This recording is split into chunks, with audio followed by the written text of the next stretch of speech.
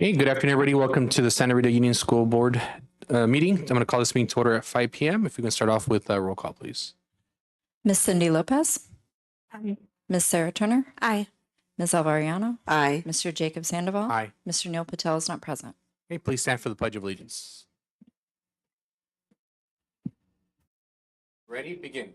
I pledge allegiance to the flag of the United States of America and to the republic for which it stands, one nation, under God, indivisible, with liberty and justice for all. Moving on to item 1.3, approval of the board agenda. If I can please get a motion to approve the board agenda. Make a motion to approve. Second. Okay, roll call, please. Ms. Lopez. Aye. Ms. Turner. Aye. Ms. Ariano. Aye. Mr. Sandoval. Aye. Motion passes 4-0. Okay, today in closed session, we have three items. Item 2.1, public employee appointment / dismissal / employment under Government Code Section 54957. 2.2, conference with labor negotiators under Government Code Section 54957.6. And item 2.3, conference with legal counsel regarding potential litigation under Government Code Section 54956.9. Do we have any public comments regarding closed session items today? No, we do not. Okay, can I get a motion to adjourn the closed session, please? Motion to adjourn. And a second, please. Second. Okay, and roll call, please. Ms. Lopez. Aye. Ms. Turner. Aye. Ms. Ariano. Aye. Mr. Sandoval. Aye. Motion passes 4-0. Okay, we'll see everybody afterwards.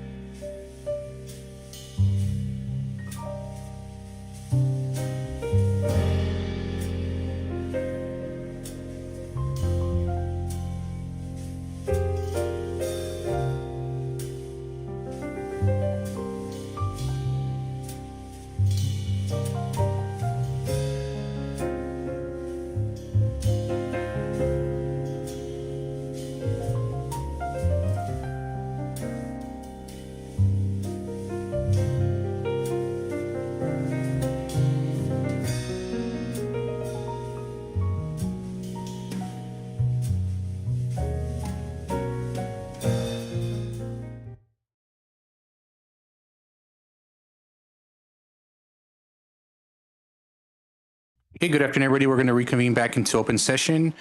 During closed session, there was nothing that was voted on, so there's nothing to report out. We're going to move on to item 5.1, approval of the consent agenda for items 5.2 to 5.4. Motion to approve. Second.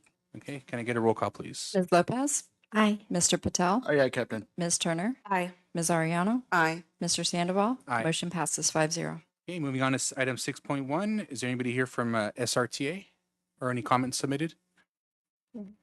There's no comments. No comments? Okay. Moving on to 6.2. Is anybody here from CSEA or any comments submitted?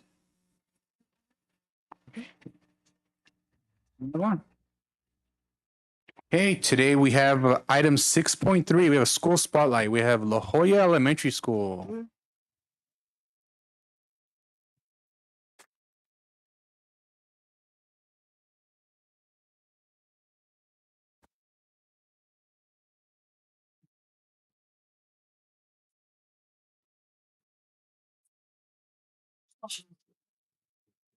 She's there. Hello? Okay. Hi, I'm Miss Fairbanks. Thank you so much for having us. It's been a couple of years since we've been able to have student council at La Jolla, and we're really excited to be here tonight. So without further ado, I'll have the kids come up and get started. Oh,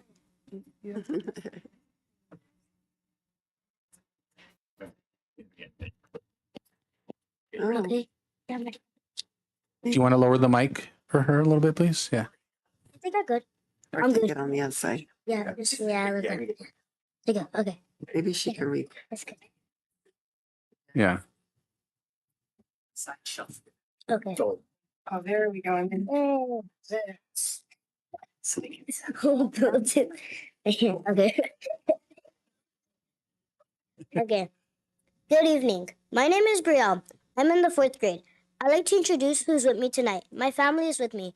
To start the evening, I would like to say thank you for coming. This evening, I'll be talking about this amazing room called the game room. As you could see on the screen, students could come during morning and lunch recess and are able to do fun crafts.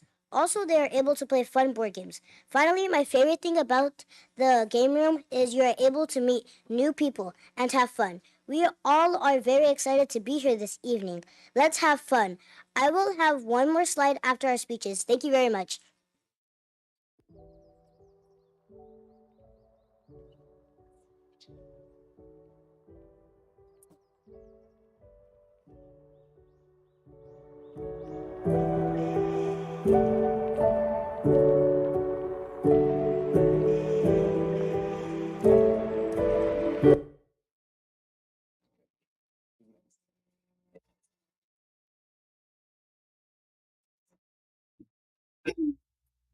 We have a group of 4th and 5th graders. This is just it's 4th and 5th graders, and they're called community helpers. So one part of the sorry.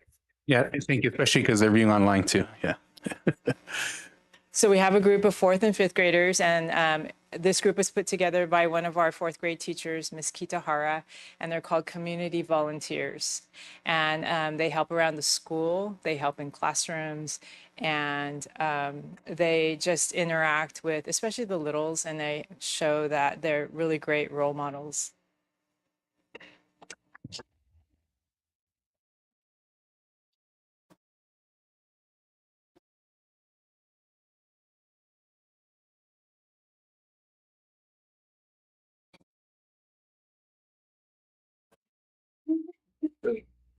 How do you like that? Yeah. Sorry, I had to get it out of me. Sorry, my bad. Okay.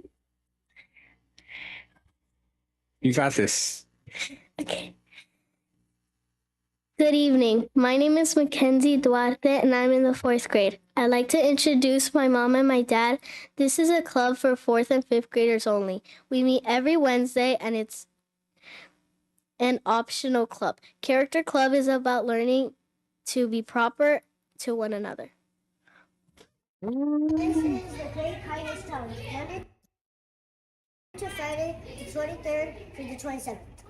And what does it mean for the challenge? The challenge is to give one another a hand, to be happy with one another, to when your friend is feeling down, to pick them up and help them and get over it, and help them to see if you're nice and kind.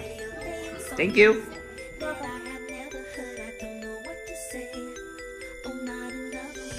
How important is it to spread kindness? 100%. Wait, no, 101. Let's make it over. So why is it so important? Because instead of just hurting other people's feelings, we should just make them feel good. Because if someone's nice to us, we have to be nice to them back. Yeah, so But why is it so important over here? it's important because I agree with him, and it's also really important to be kind to others. Because if you don't be kind, this road might be a little bit dirty. Okay.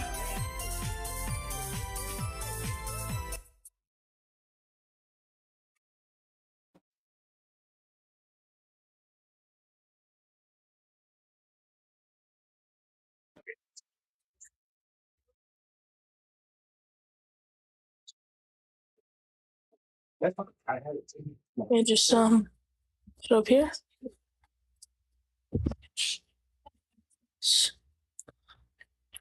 Good morning, everybody. My name is Christian Hernandez, and today I will be introducing my mom and my uncle and my cousin Eileen.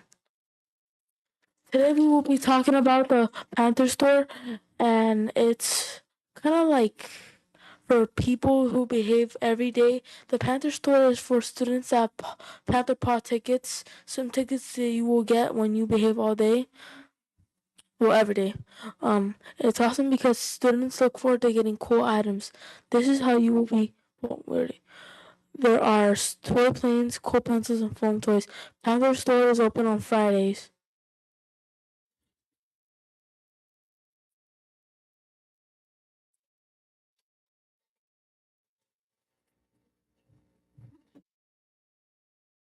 Yeah, push it.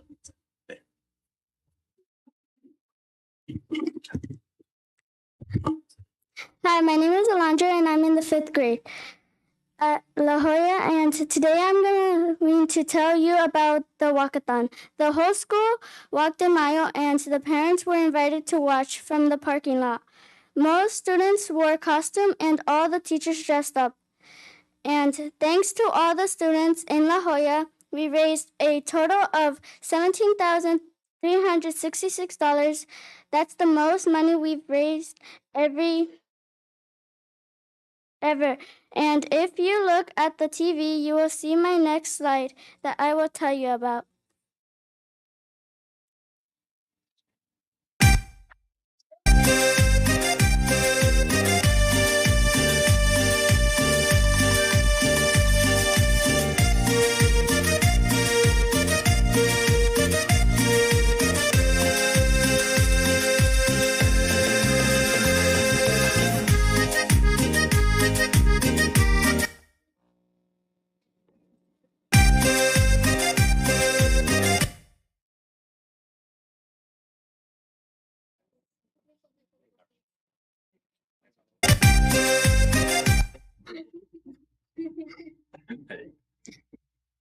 So now I'm going to tell you about the pumpkin carving contest. It is open to everyone. This year we had different categories. We had funniest, scariest, animal theme, and movie theme. This year a lot of people participated. We saw a lot of amazing pumpkins and all the winners got prizes. And now if you look at the TV, you could see the TK and Kinder pumpkin field trip. The TK and Kinder field trip took place in October. Every student was able to visit a petting zoo. They also learned about fruits and vegetables. They also pumped a well for water, and each student got to pick a pumpkin from the pumpkin patch.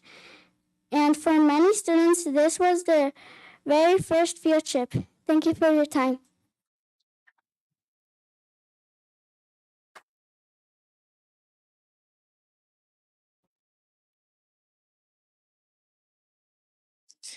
My name is Damien Casillas Martin, and Casillas Martin. And wait, let me put it over here. It's too low. Yeah.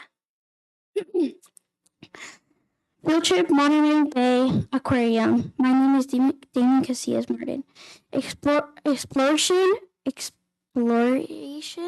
of the aquarium and learning facts about sea life, learning about the ecosystem, learn about the way sea animals survive using virtual reality.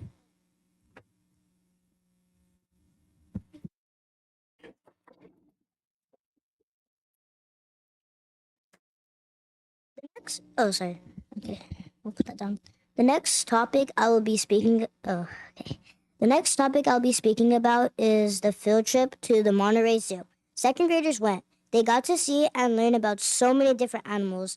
The students got to see bears, monkeys. They even got to see the Black Panther of the La Jolla itself. After they got to see so many amazing animals, they had an awesome lunch at Tatum's Garden. And then, of course, they played a little bit. Also, as you could see on the screen, this event took place November 10th of 2022. The second graders had a great time. They got to learn a lot, like animals' diets, their natural habitats. To end it off, I would like to say thank you for coming. Thank you and enjoy the rest of the slides and speeches. Have a great evening.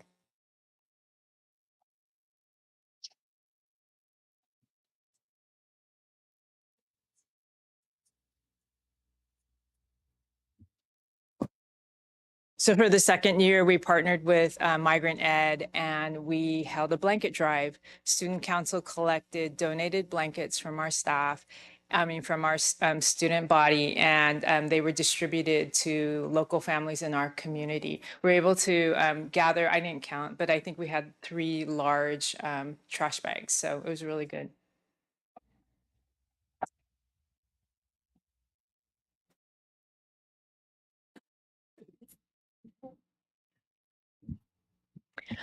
So this year, our 5th grade girls got to participate in a volleyball team, and it was boys and girls. And this was one of the first sports that we had this school year, so the kids were really excited to get involved with athletics. They had practices from October to November, and they played Santa Rita Elementary, New Republic, and McKinnon. So they played all the other elementary schools in our district, and they played all the games right here at Gallo View.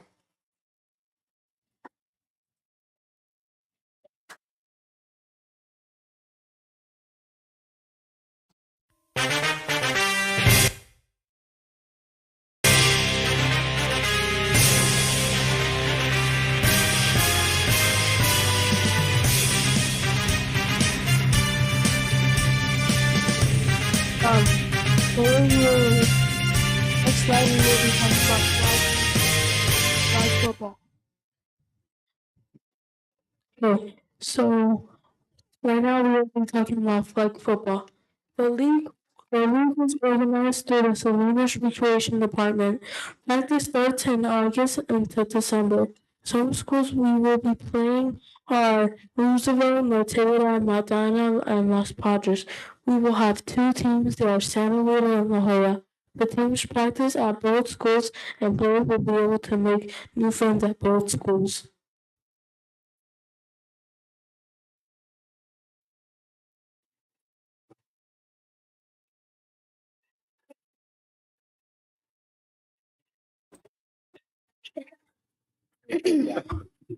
Sorry, good.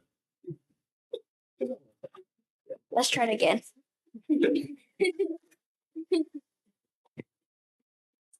Book fair. This is a book fair that we do every year. We sell books, posters, books with diamonds and really awesome rocks. Also, they sell orders, erasers, and really awesome stuff.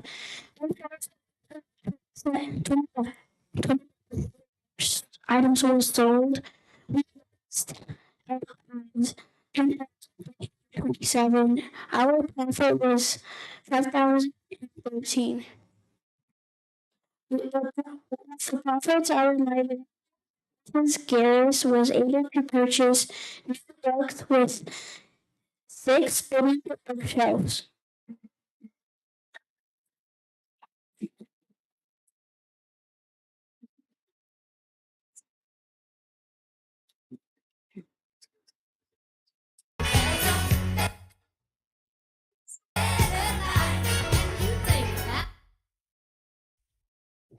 Good morning, Panthers.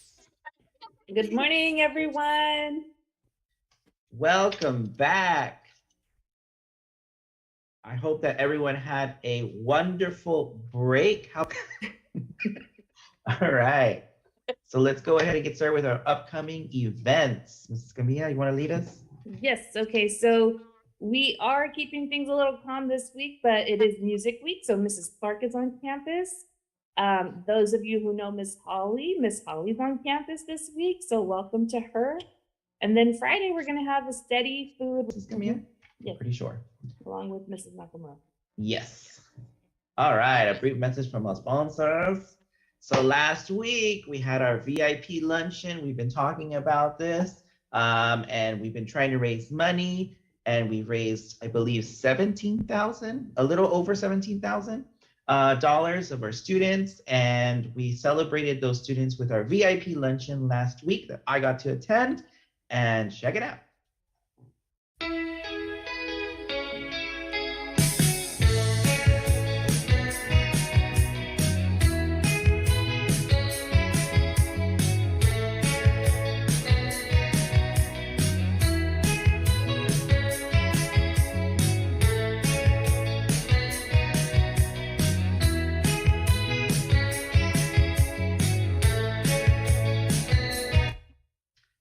Helping out with that. To bring us That to was our just words an of wisdom, Mrs. example. So Mr. Briseño, I'm Mrs. Camilla, the principal. Mr. Briseño, our vice principal, and I have a weekly podcast. We call it a virtual podcast. And so we go over our Panther expectations, we promote our Panther spirit, and we review weekly rules that need to be reviewed. So that is something we've started since the beginning of the year. We've kept it going strong so far.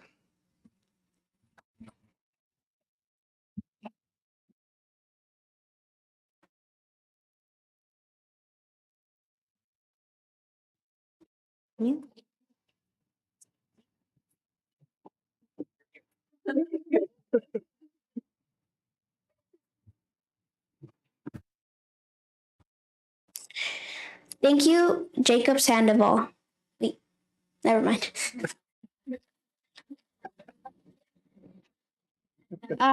Damien donated $750. Each staff was given a pink flamingo during the Panther Party. A flamingo is randomly selected.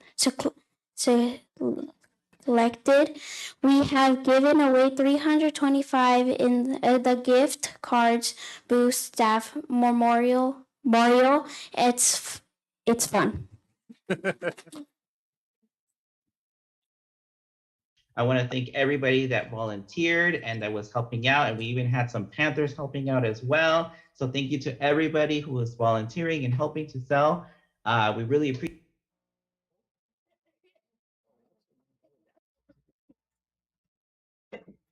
I want to thank everybody that volunteered and that was helping out. And we even had some Panthers helping out as well. So thank you to everybody who was volunteering and helping to sell.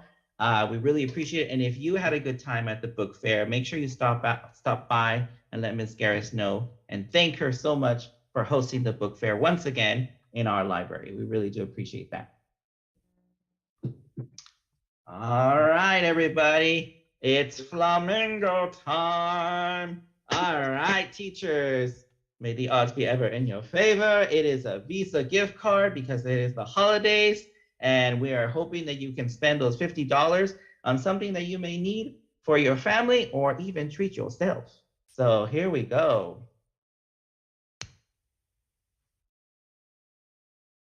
Okay.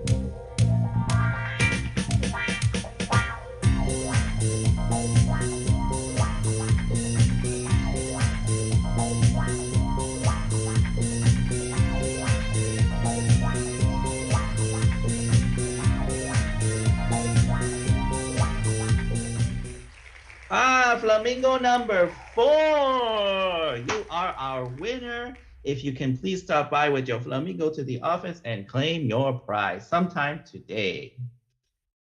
All right.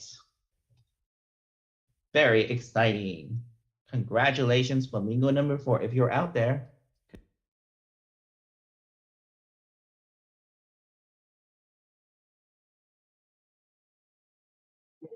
Okay.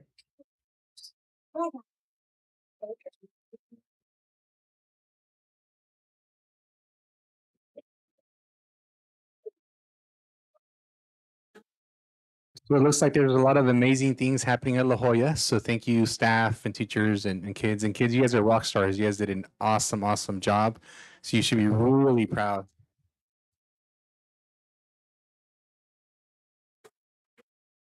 Board members, would you like to make some comments and then we can have them introduce their parents? Hi, my name's Cindy. I'm new to the board, and I just wanted to praise not only the teachers, parents, but you little ones. I mean, you guys, public speaking is one of the things that is so intimidated, and even adults have a really hard time doing that. So you guys should be super proud, like how Jacob said. Make sure that, you guys keep on shining. You guys did awesome. Thank you for this great presentation.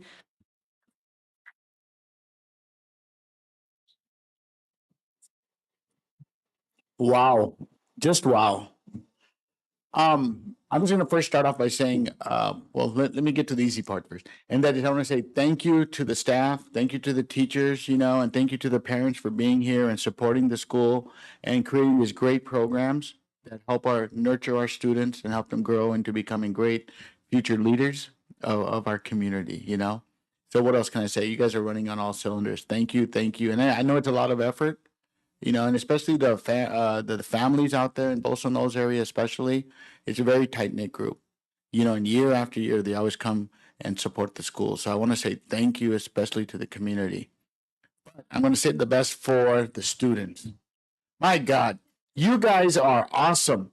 I don't know what else to say. You guys showed courage today. You showed leadership today. You supported your school and your community. You spread good words. I mean, wow. I just don't know what else to say except, great, great, great job. There is one other thing I wanted to mention, and that the fact is what I saw in your presentation today was all about helping each other, community, character, and the school reinforcing that behavior with PBIS, opening up the schools in the morning for the craft program, also with the Panther store. I think with the walkathon, with the community membership, I want to thank the city council. I know we have a couple of members here. With the partnership with the city rec department. Hopefully we see more of that in the future. I think we need to use all the resources we have available to make sure we have great future community leaders. But once again, as a board member, this is it. This is what we look forward to. This is the whole reason we're here. And when we see students and teachers and staff and community coming together for a common cause, and that is to create a better future for our young ones, there's nothing left. That's it. That is it. That is the point. That is the end game.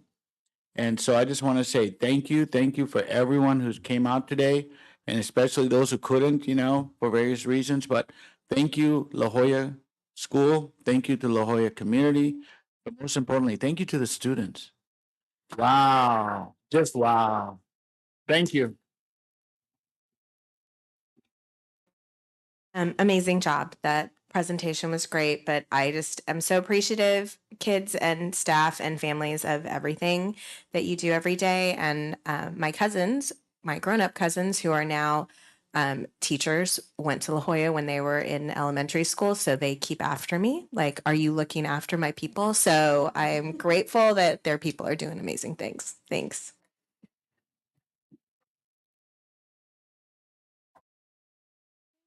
Like everybody else has said, this, for me, this is the highlight of the board meeting. For me, I like to see parents as well, teachers too, but the children, bottom line, they are our customers. They are the people that we service. So you guys did an amazing job. You really gave a lot of character, showed a lot of character, a lot of courage, because standing up there is not easy. But boy, let me tell you, you guys were very, very good out there. And I'm just so proud of you. I wish I can go out there and hug each and every one of you. But good job. Good job. Thank you. And if you guys can please join us in the front, just take a quick picture with your parents as well. So you guys make a little bit of time. And if our two city council members can also join us for a quick picture as well.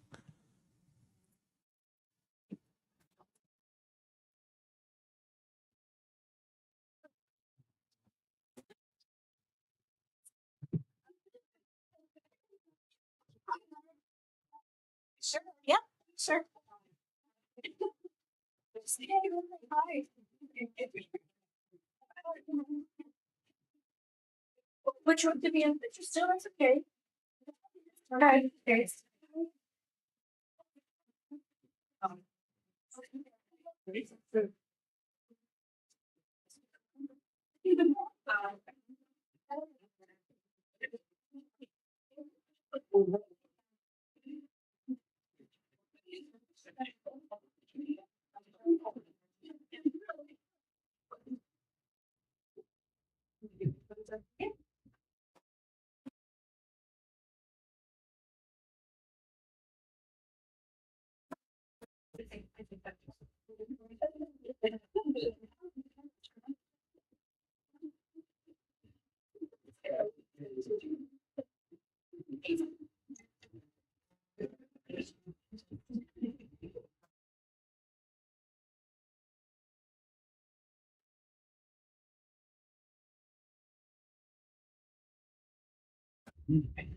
And parents, you're welcome to stay, or if you want to sneak out, there's a small portion you can sneak out now if you want to have the kids.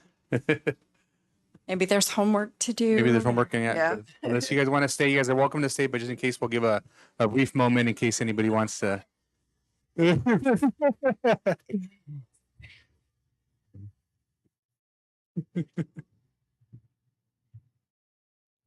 Okay. Okay. While they're stepping out, we're gonna move on to 6.4, but we're gonna move up the superintendent to go first, so she can make some announcements as well. So, Miss Alderman. Thank you, Mr. Sandoval. Here with us tonight, I'm actually going to cede my presentation time over to two of our city council members, Mr. Anthony Rocha and Mr. Orlando Orsonio. They're here to give recognition and want to go ahead and give you the floor, gentlemen. Thank you.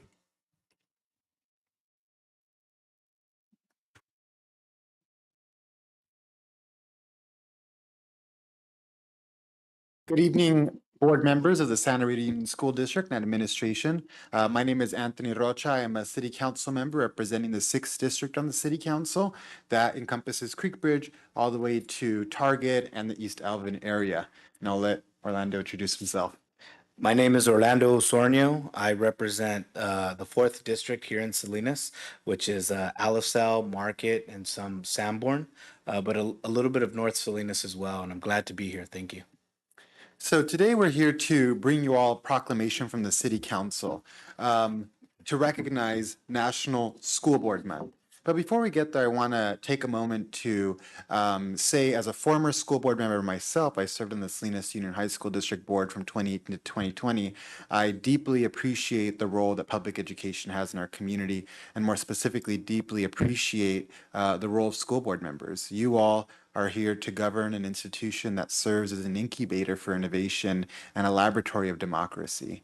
Often people say future leaders, but as we saw today, they are the leaders of today, our students. And so you all have the ever so important task of educating our generation that will lead not only today, but tomorrow, this country. And so thank you. Also wants to look for ways to increase our collaboration, recognizing that our presence is important as two critical entities in our city. So we're here today to read that proclamation for you all and to work towards continuing to build that collaboration. I don't know if you'd like to share anything, council member. Yeah, I just wanted to say thank you. We can definitely tell you that we do this because it's a passion of ours, the same way that a lot of you do this. It's work that is sometimes very hard work, but it's very rewarding. So I just want to be here and give my thank you to everything that you guys do. I was standing in the audience and just being able to see the youth and just be inspired and know that that's the reason that we're and y'all are doing what you guys are doing. And so it's just great.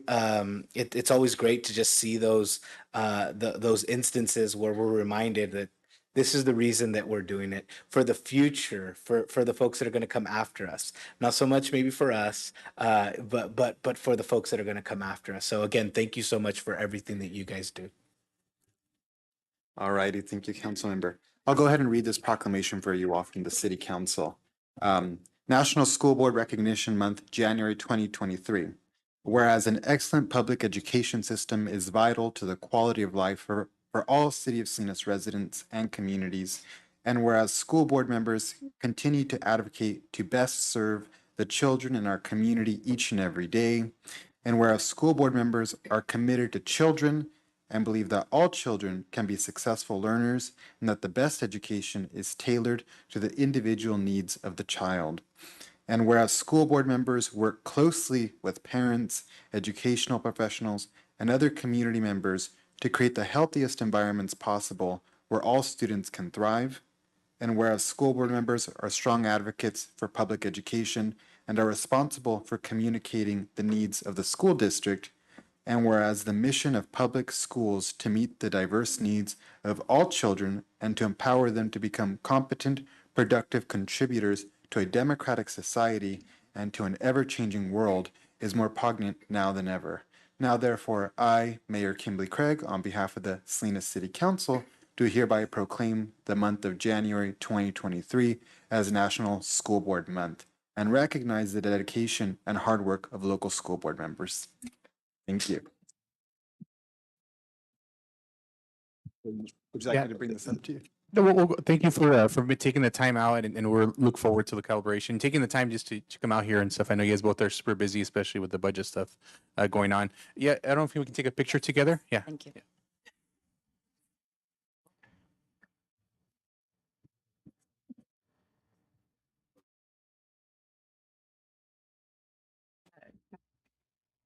So he's like,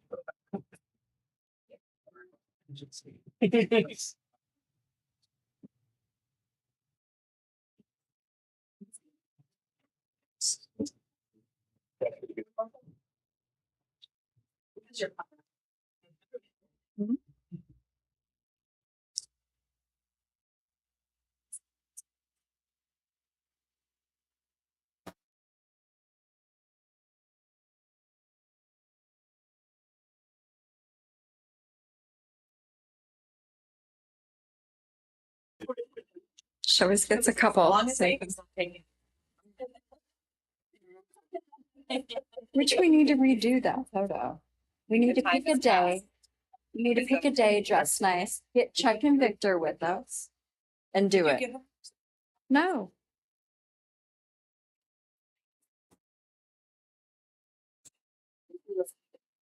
Victor just told me we're. Sure, of course, yeah.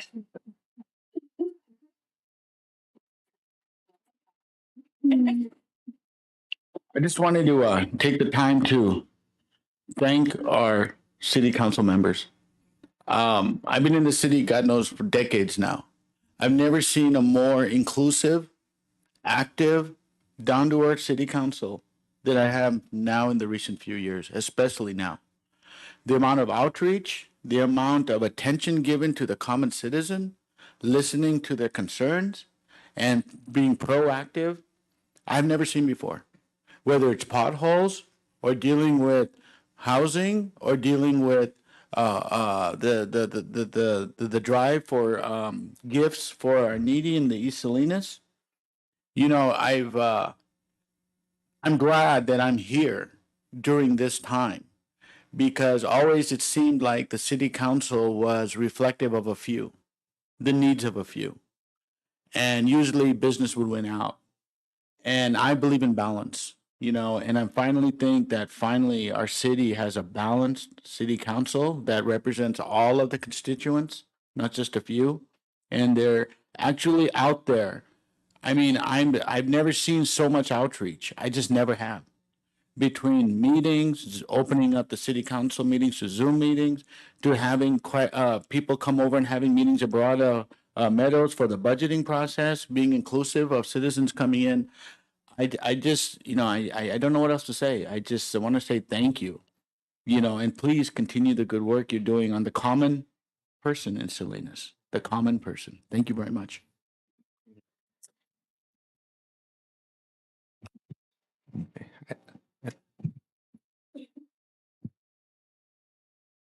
Okay. Oh, no, they have to run. They have another meeting to get to, but thank you both. Thank you. Yeah.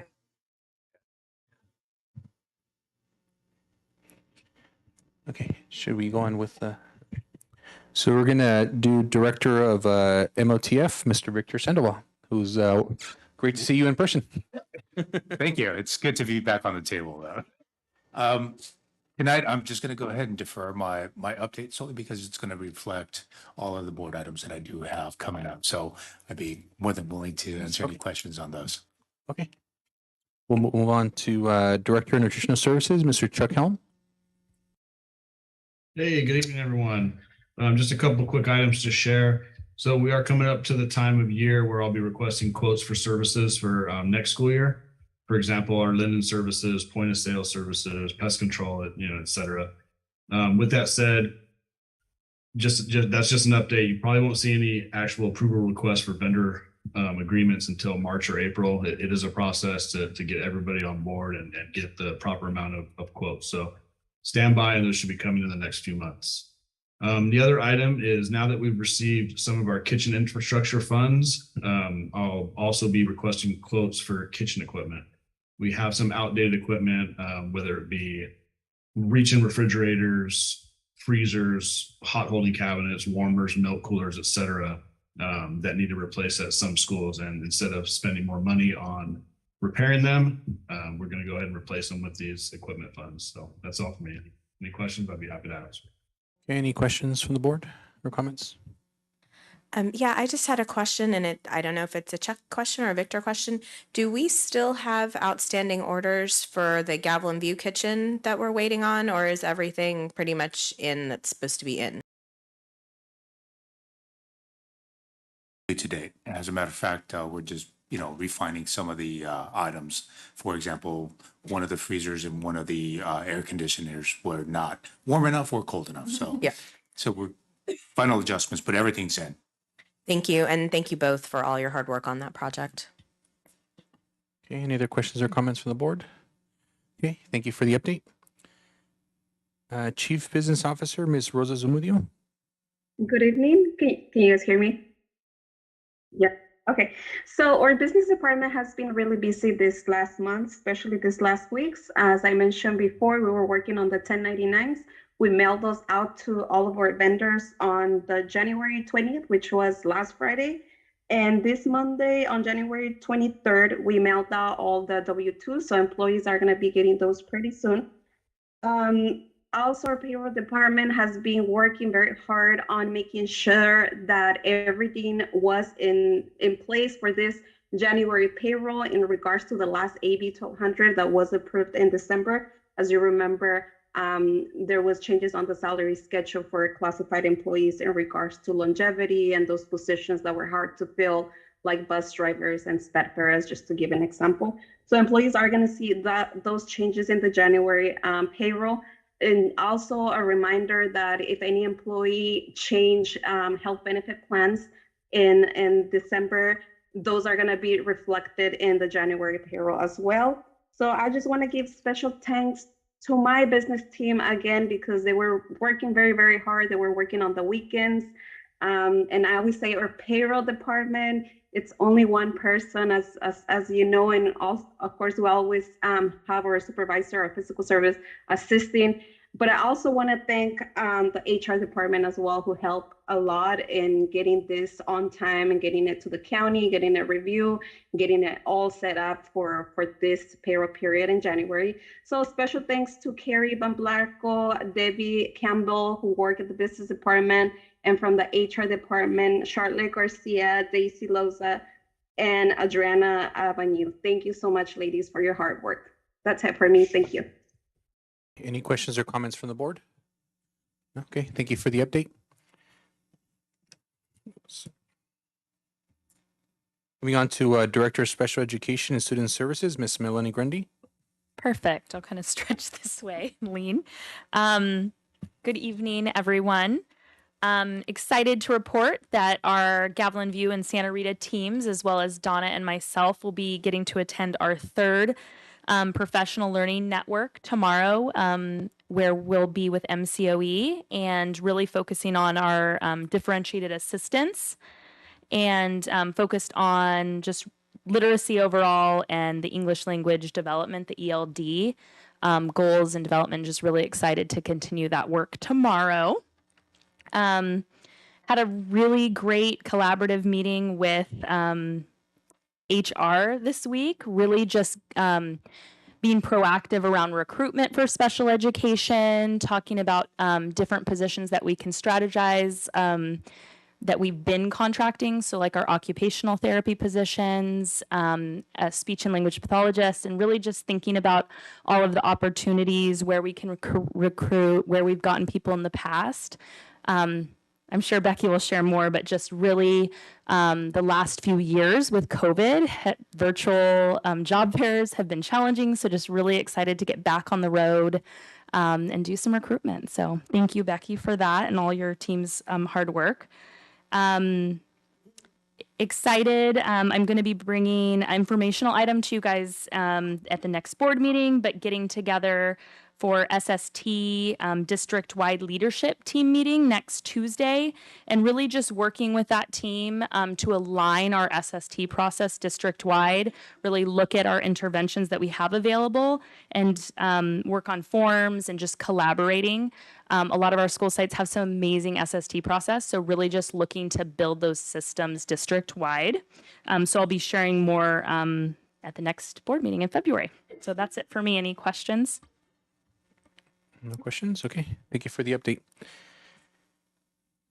Moving on to Director, Parent, Family, and Community Engagement, Dr. Summer Prather-Smith. Good evening, everybody. Just a few announcements.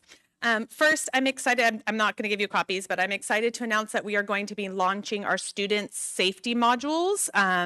We'll be doing some of the staff training throughout February and launching in March to all of our classes. So we're excited. We'll host a town hall meeting on February 15th, in which we'll go through the program with parents prior to launching it in our classrooms. So that's exciting. We'll be the first district to launch. So this is more a plea out to the community. We still have spaces in our 5th through 8th grade family science night, our family STEM night. So families who are interested, please check in and make sure. You're probably getting lots of messages from me about it, but make sure it's a really great opportunity to spend a couple of hours with your student at home learning. So please sign up for that. I want to thank Miss Chelsea Emery. She is working with New Republic, and she'll be taking the Gavilan View leadership class over to New Republic tomorrow to lead assembly for the 4th and 5th grade classes. I'm really looking at how they can work together to make sure that their school is a safe, caring place. So excited for Gavilan View students to take on that leadership opportunity. We finished last night our first series of youth mental health first aid. We had about 27 people total participate and be certified in youth mental health first aid, and we'll run a second session this Saturday and have another about 30 district folks signed up for that. So we'll have a good cohort that signed up for Youth Mental Health First Aid. And then we also were excited this weekend to offer active crisis response makeup session for our staff that weren't able to participate at the beginning of the year. Rather, they were hired on after that August date, or maybe couldn't attend for other reasons. So we partnered with Salinas Union High School District and had that training at Rancho San Juan. They need to put heaters in the gym. It was very, very cold. So thank you to all the staff who were there. I recognize how cold you were, and I appreciate that you stuck with it and did a full day. So that was great. And we're going to continue to partner with Salinas Union High School District and Alisal to offer those makeup sessions so that we can make sure that all of our staff are trained. And then last, I'm not going to say much about it because I'll give you some information, but we had our school climate collaborative meeting, and I'll leave the board members to speak as well, which I was really excited about. At the end, we did put out a post survey asking for some feedback from everybody. So I'm going to give those to you. You can kind of get some of that information that's there.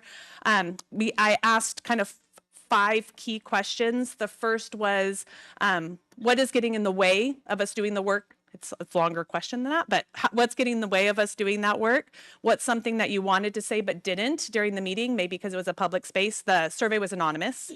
What did you appreciate about our collaborative? What did you hope for that you didn't see there? So what do you want to see moving forward? And what topic did you want to discuss in our February meeting? And so I'll be using that to develop the agenda for that meeting. So I'll pass these down to you. If you have any questions after you review, please feel free to reach out. Thank you. Okay, thank you. So one of the, I think you said this weekend was the Youth Mental Health First Aid. Can you speak a little bit about that? Yeah, so Youth Mental Health First Aid is put on by AIM, and it's very similar to training our staff in regular first aid where you'd have to stop a bleed. This is an ability to intervene with somebody who's having a mental health crisis. So you're not a practitioner, you're not going to solve the problem, but it's basically being there and knowing what to do to identify a need and then to stay with that person until help can arrive and support them. Okay, that sounds awesome. Thank you. Any questions or comments from the board? You know, Rancho has big fans. I know, please don't turn off either. I know, those things are huge. I've never seen, have you seen the size of those fans? No. Good God, man. And he's way up there and he spins. So Victor, you know not what to do. Any other questions or comments from the board? No? Okay. Yeah. Just that I love this. I'm so excited. Okay, thank you for the update. Okay, moving on to Director of Curriculum and Instruction, Ms. Donna Cooney. Yesterday, we had our new teacher monthly professional development day where they were provided resources and tools regarding SBAC and all things and TOMS and looking at what those blocks look like so they could start preparing more and more deeply with their students. We have Dave Nagel from PLC Plus coming next week, Monday and Wednesday, to do the PLC Plus training for all of our for administrators, academic coaches, and a couple of each site will bring a couple of their PLC leads. And it's a full 2-day event. And on Monday night, we will have our curriculum council meeting discussing math and the math curriculum. And then going forward on February 1st, the fitness testing as well as the LPAC window opens, and our academic coaches and EL specialists have been working diligently. And I popped over to Santa Rita, and our new ELD specialist is all hands on deck working all in getting ready for the LPAC, and the kids are already loving her. So it's going great. Awesome. All right, thank you. Questions or comments from the board?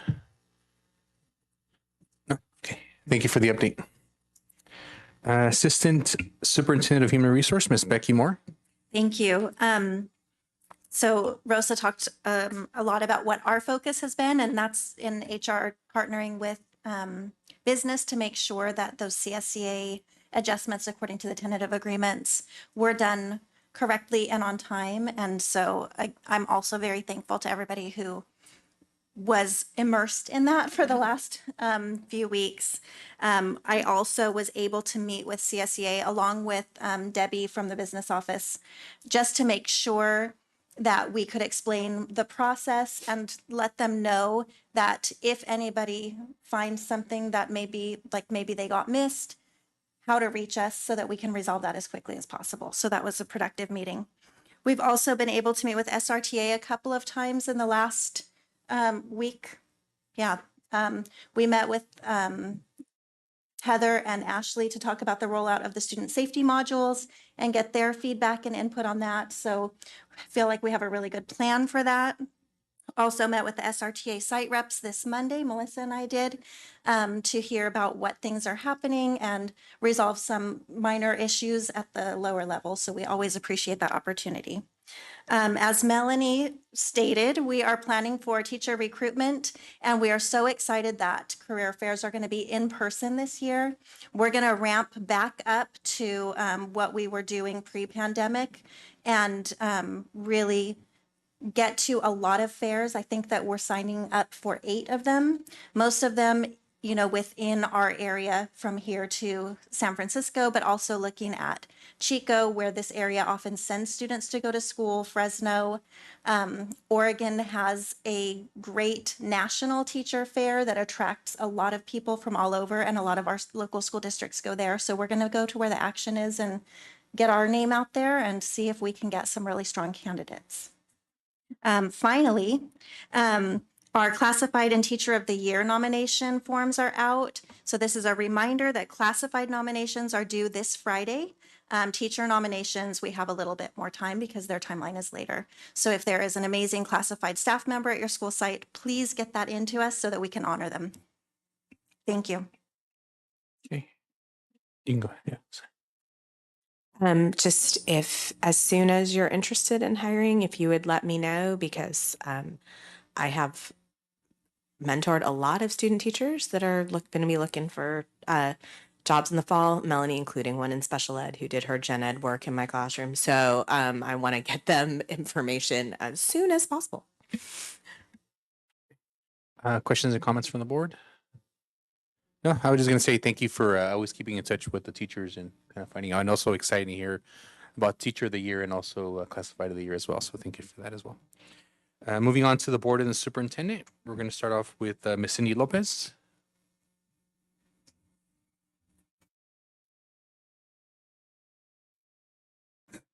And so this past Monday, I went to a workshop for the best practice for effective governance. It is a great training for new board members like myself. You know, it gives you just a lot of information, bylaws, you know, Brown Act, serial meetings, you know, all that breaks it down. So that was very good. And I attended that with Jacob, and it was good information. And then also I also attended the LCAP via Zoom, and a lot of information was given, and it was nice to see that there was a good turnout. I looked in, and I think it was like 64, 65 participants. So, you know, I was like, I hope. Didn't seem like they were all teachers, you know. So, and it's awesome to see that there was parents also chiming in. And then also this past week, I did attend our first school climate collaborative meeting. And that was, for myself, not being an educator, it was a great, I couldn't attend it personally.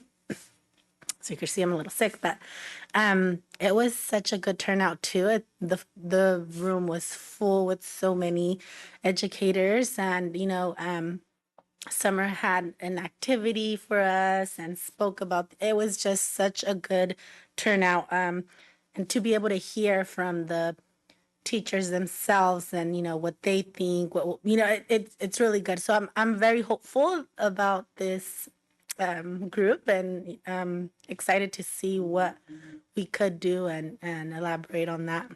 But yeah, that's all I have. Okay, thank you. Mr. Neil Patel. Seems like we were just here a few days ago. Deja vu. Well, just two things. First was I just want to thank the presentation we had on Saturday, and you know, it opened my eyes, but at the same time, it kind of confirmed what I kind of was expecting, and that is, you know, we have a lot of work to do. You know, we got to be honest, you know, and it's nothing that we created. It wasn't a problem that we initiated, but it is a problem that we have to deal with. And so I want to thank all our fellow board members for coming out and discussing it and possible solutions and the efforts the district is making to increase our scores in English and math. So I'm very, very pleased. I'm very pleased where we're going with the ELD population, the LPAC. You know, I think we're running on all cylinders. But you know, I just want to reaffirm that message of we need to focus on the basics, at least for 2, 3 years. You know, we really need to provide our students with the best foundation we can, and hopefully over the years they can recover the other stuff. But when we try to do too much at one time, most of it gets lost. You know, and I think there's a lot of pressure on districts to recover everything in a short period of time, and that's the worry I have. Is so I hope as a board, you know, we're all in agreement on that. You know, the second thing is I'm going to say something maybe a little controversial whenever not, but you know, I've been talking to other school districts, other board members and stuff, and you know, there seems to be a feeling out there that considering the situation we're in, you know, maybe we might want to start opening up the discussion of maybe extending the school year. You know, providing extra PD days or extra instructional days. You know, the more time we have, the more time we have to work on the students. The more time we have to build a common vision, a common morale, if you will. You know, and so, but that takes time. You know, and we're already busy with the time we have. So I would just drop that little seed and let's see where it goes. You know, I mean, obviously there's compensation issues and this and that and scheduling, but if there ever was a time for any school district to ever consider increasing the instructional days, now would be it. Now would be it. This is the greatest need I've seen. So having said that, you know, I have talked to some teachers and stuff, and you know, I think there's an agreement out there, you know, that can be reached. You know, obviously you have the naysayers out there, but just something to consider. You know, once again, if there ever was a time to discuss it, now would be it. So I'm hoping I drop that seed a little bit and let's see what happens, you know. But thank you for everyone, especially, you know, our staff. You know, these are difficult times. You know, I what else can I say? And the fact that you know we're working on things together and trying to make a difference, and it's showing. The presentation today itself was proof positive that we're here for a good reason. So thank you very much. Ms. Sarah Turner. Thank you. I just want to thank the staff for all the amazing work that's happening out there, specifically, you know, in regards to the PLCs, in regards to climate. I really, really appreciate it. I will not be able to attend Curriculum Council on Monday because it's Monterey County School Boards Association meeting at the same time. They have a tendency to be doubled up every once in a while.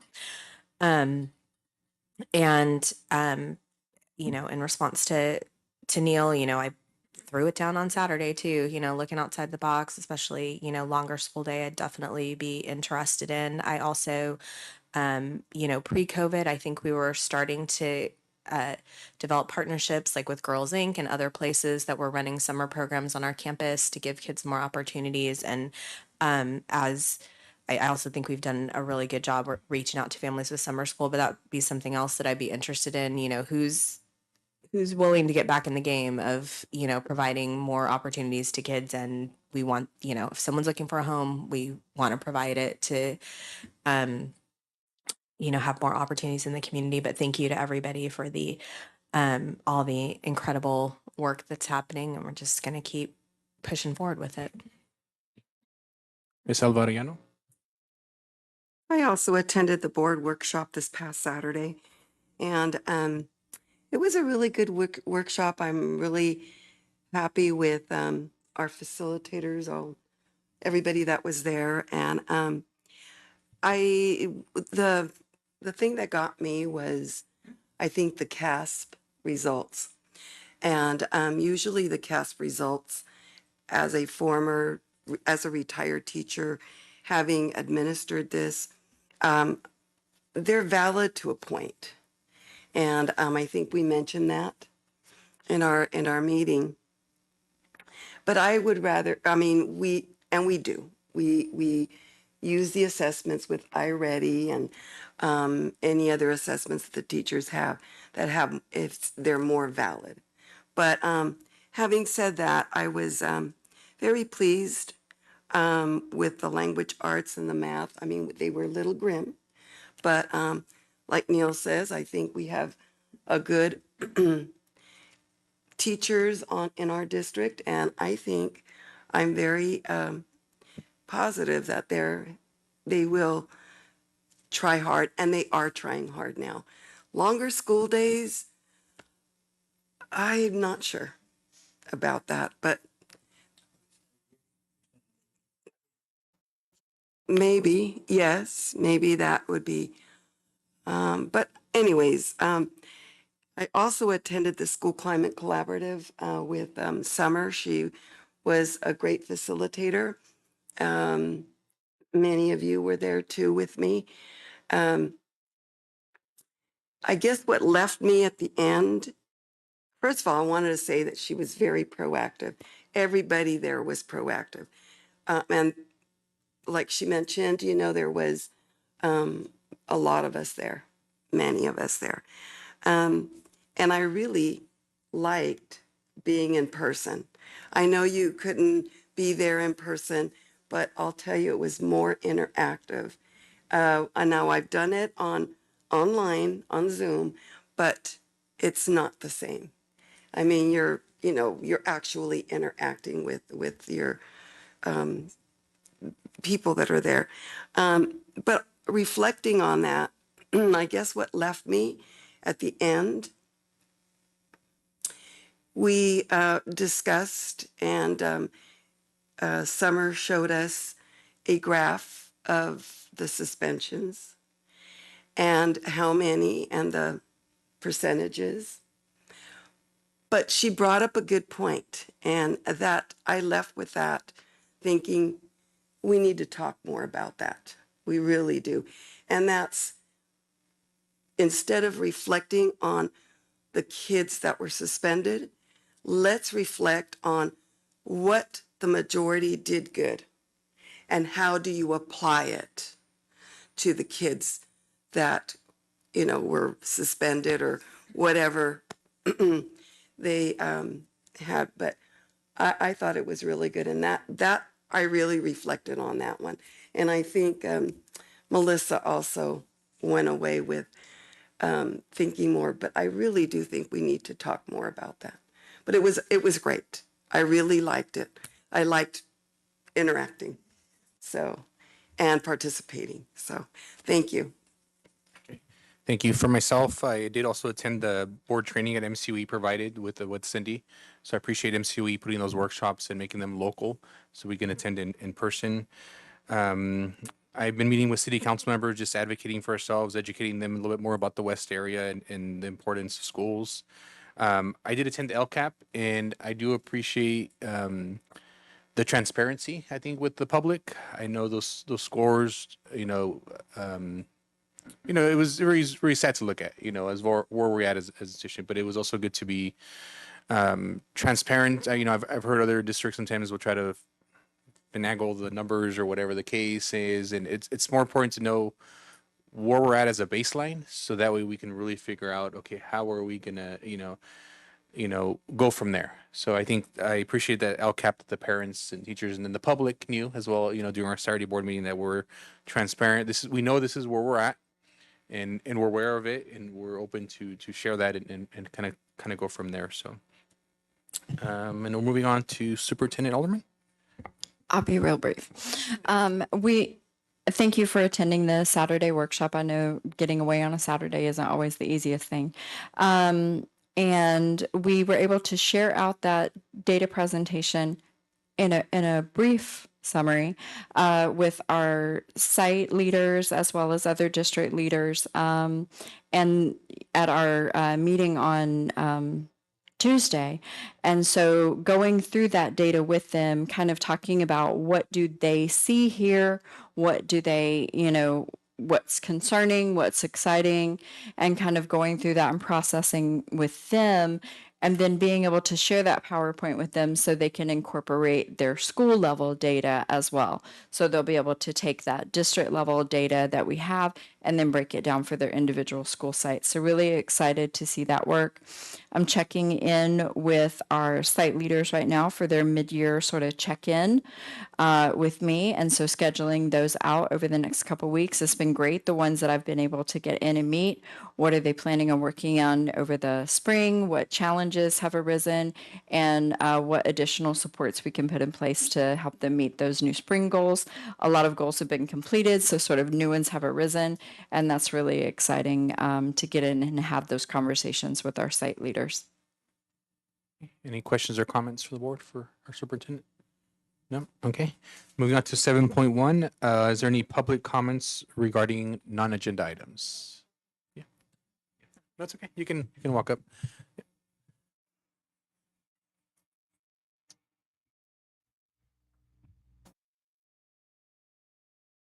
Hello, sorry. My name is Danny Crouch. I'm a teacher at La Jolla Elementary School. I just wanted to quickly non-agenda item the comments about extending the school year and the school day. For TK first, second grade, I know for sure, I apologize, but I don't remember the third grade minutes off the top of my head. They're already in our school district an hour longer than required minutes. Our 4-year-olds and 5-year-olds are in school the same length of time as our 10-year-olds and our 11-year-olds. I know our school scores. I attend curriculum council. I monitor my site's iReady scores. I talk to my peers. I understand. But before we talk about maybe extending the school year, if we still have those same number of kids and the same number of classes, longer days, they're just going to get tired. They're going to get tired, at least from my perspective, before they learn more.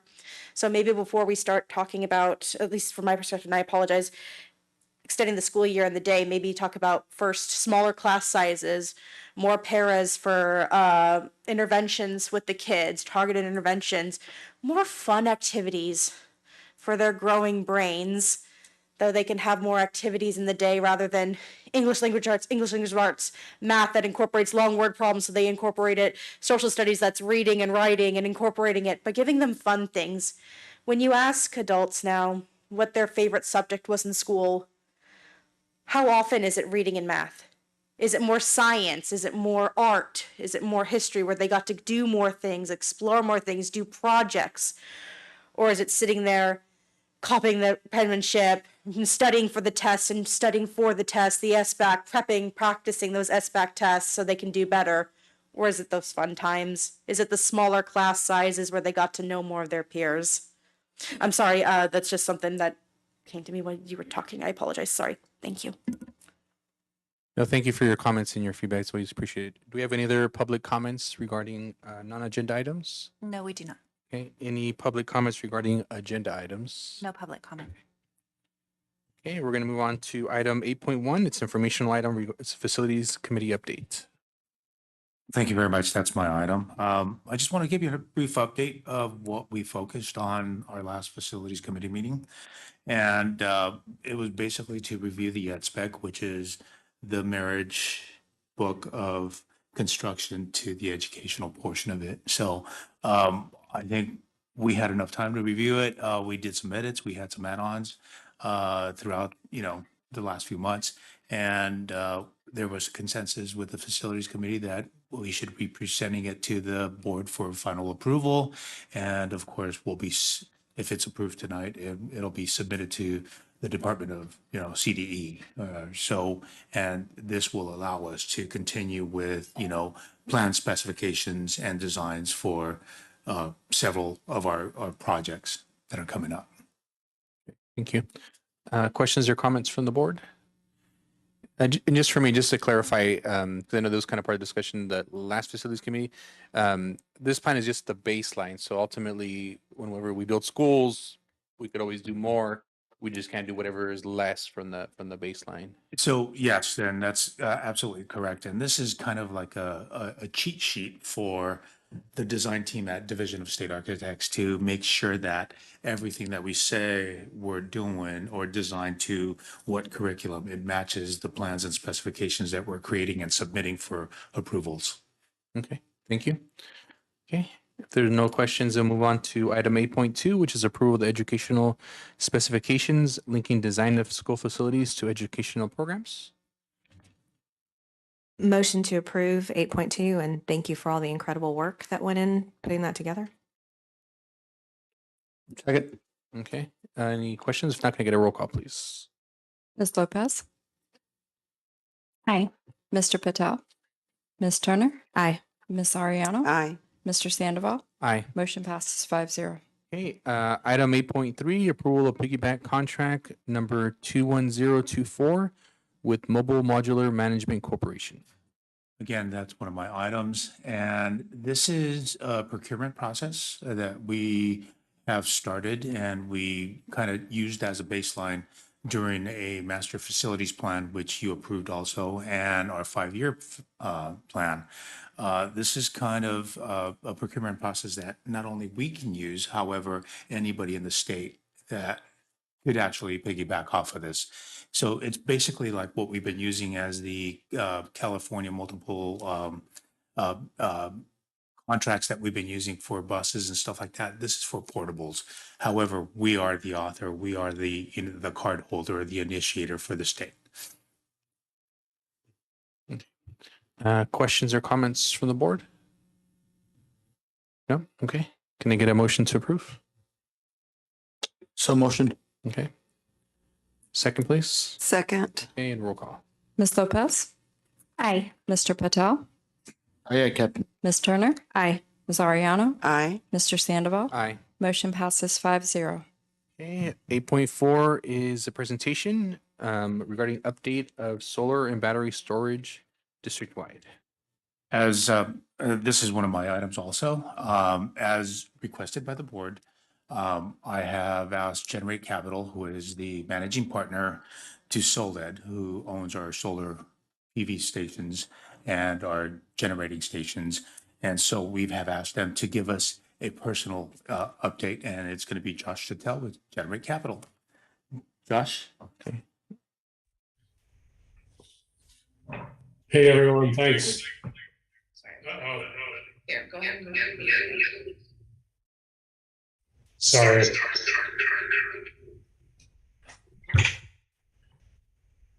How about now?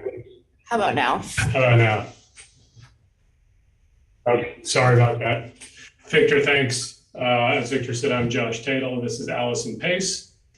We are here to talk about the solar projects. And I have a screen to share here.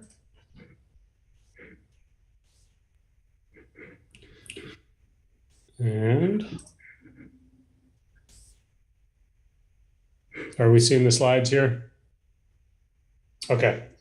So we thought we have 3 slides to show. One is who we are. 2 is a reminder about what the projects are. And the 3rd one is the status of the projects. So the school district has a contract with SOLED Solar Holdings 4 LLC. That is the counterparty with the school district, and that includes the power purchase agreement through which the school district purchases solar produced power, and that includes the construction of the solar and the storage systems. SOLED Solar Holdings 4 LLC is a subsidiary of a parent company called Generate Capital. And Allison and I are here today as representatives of SOLED Solar Holding 4. I am the Director of Technical Asset Management. Allison is my commercial counterpart.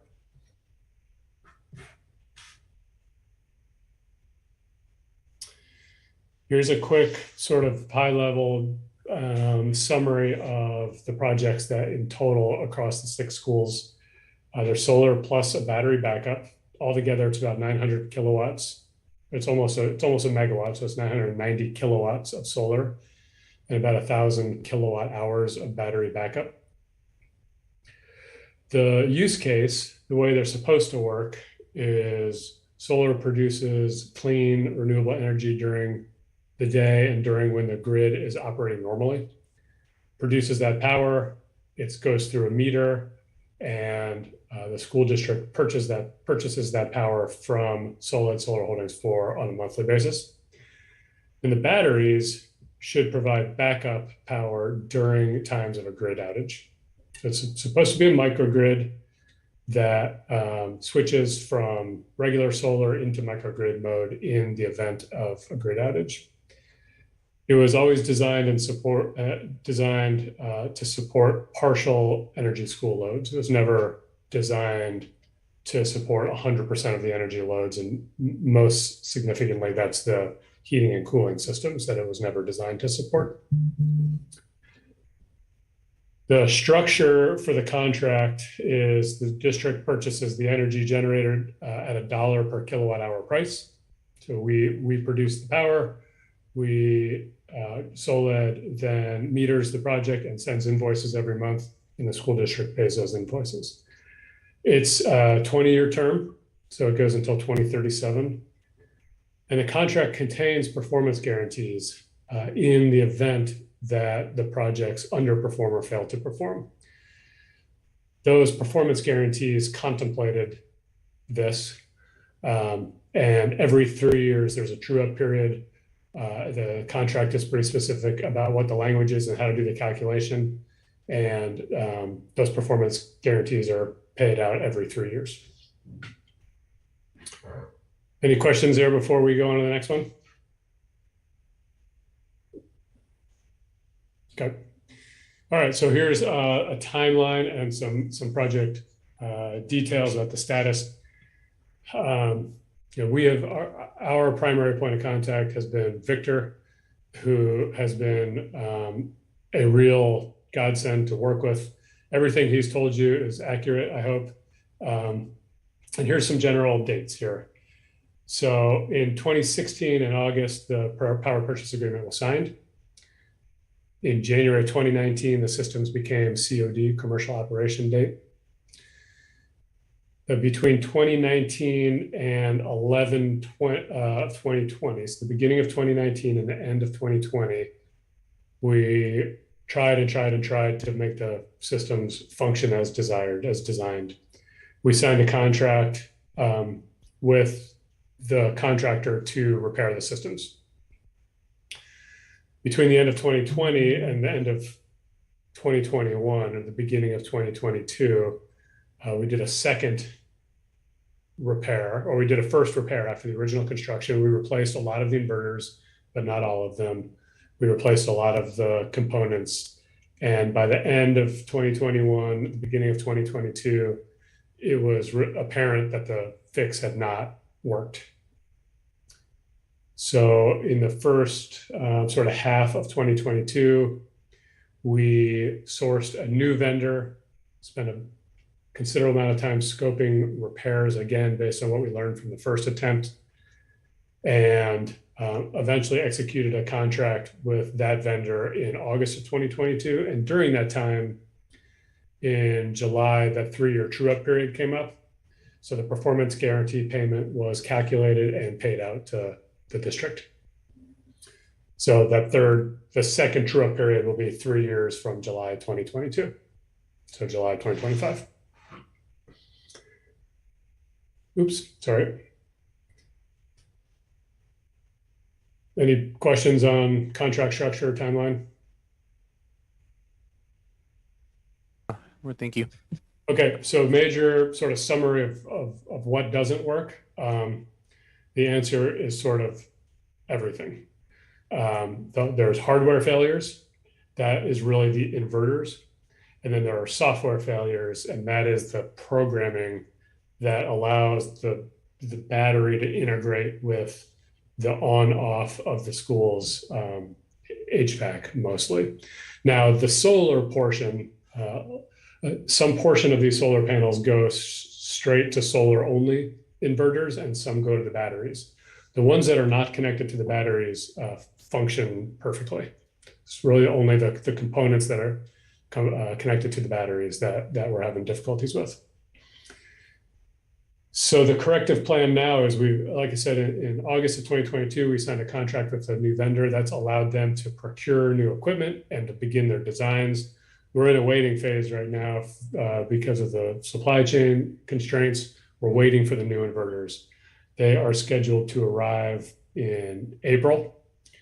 And the plan is to target one school, repair it as a demonstration of success. We've identified Santa Rita Elementary as the best candidate because it has the lowest impact to operations of the school. Everything we can do is outside. And then once we demonstrate success on a single corrective action, then we can procure the rest of the equipment and develop a repair schedule for the remaining 5 schools based on whatever's going to work best for the district. That may include doing it over Christmas breaks or spring breaks or waiting till the next summer or getting it done as soon as possible. But we want to do that in consultation with Victor.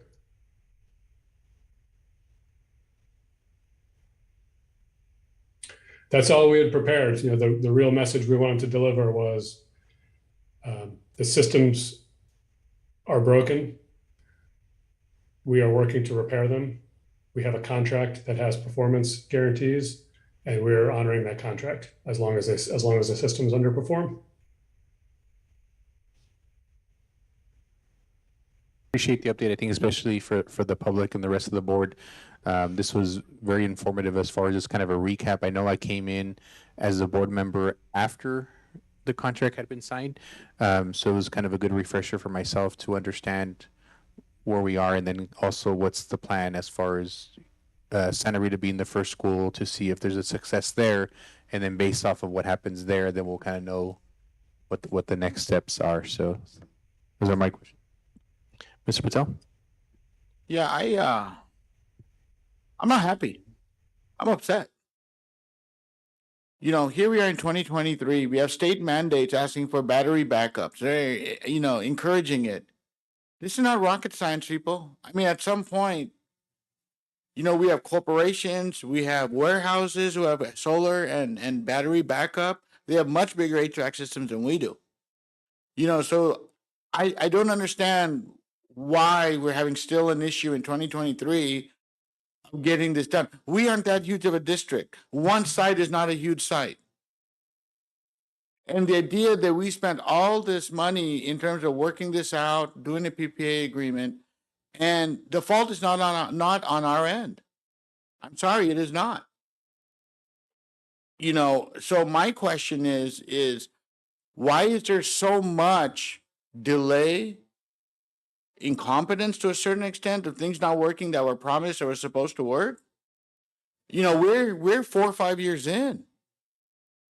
I understand dropping the ball, but at some point you got to pick it back up and fix what you broke. There are performance guarantees on both sides.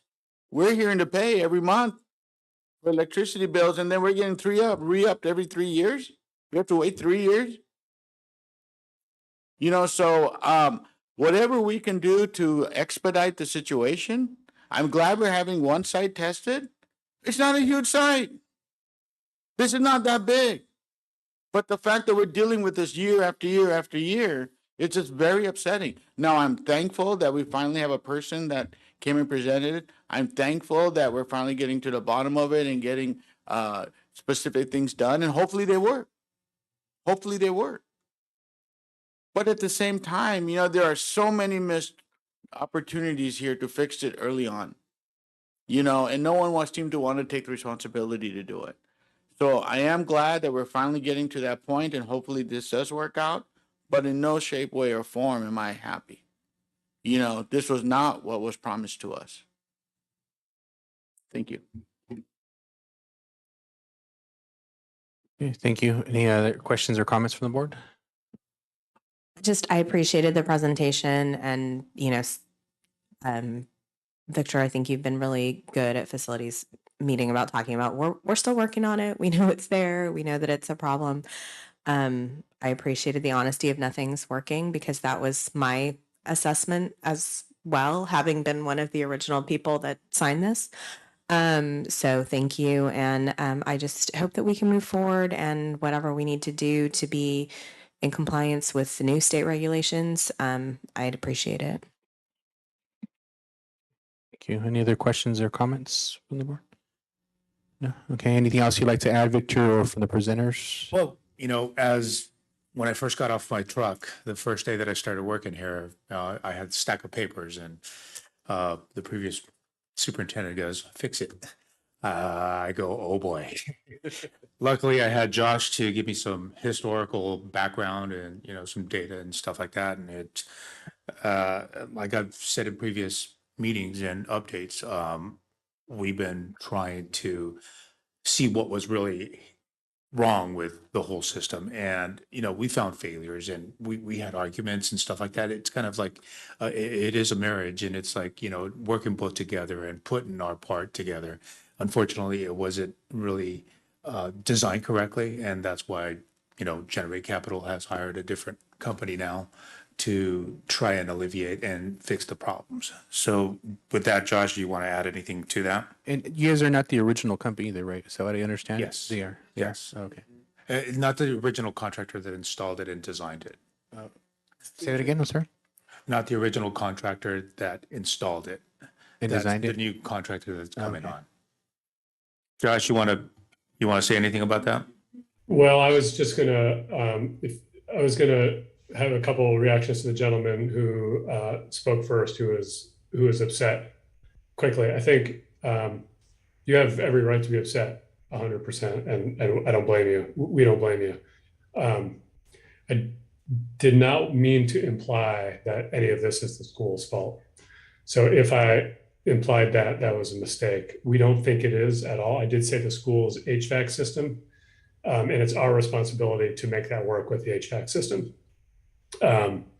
And we also are surprised that it doesn't work. We're as surprised as you, and it should work. And we are really doing our best to take that responsibility and to get the systems working.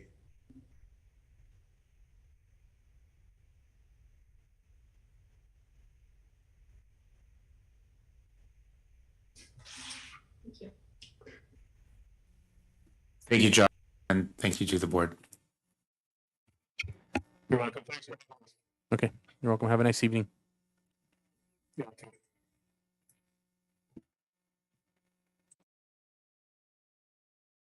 So just to clarify, so they're the original one we signed the agreement with originally?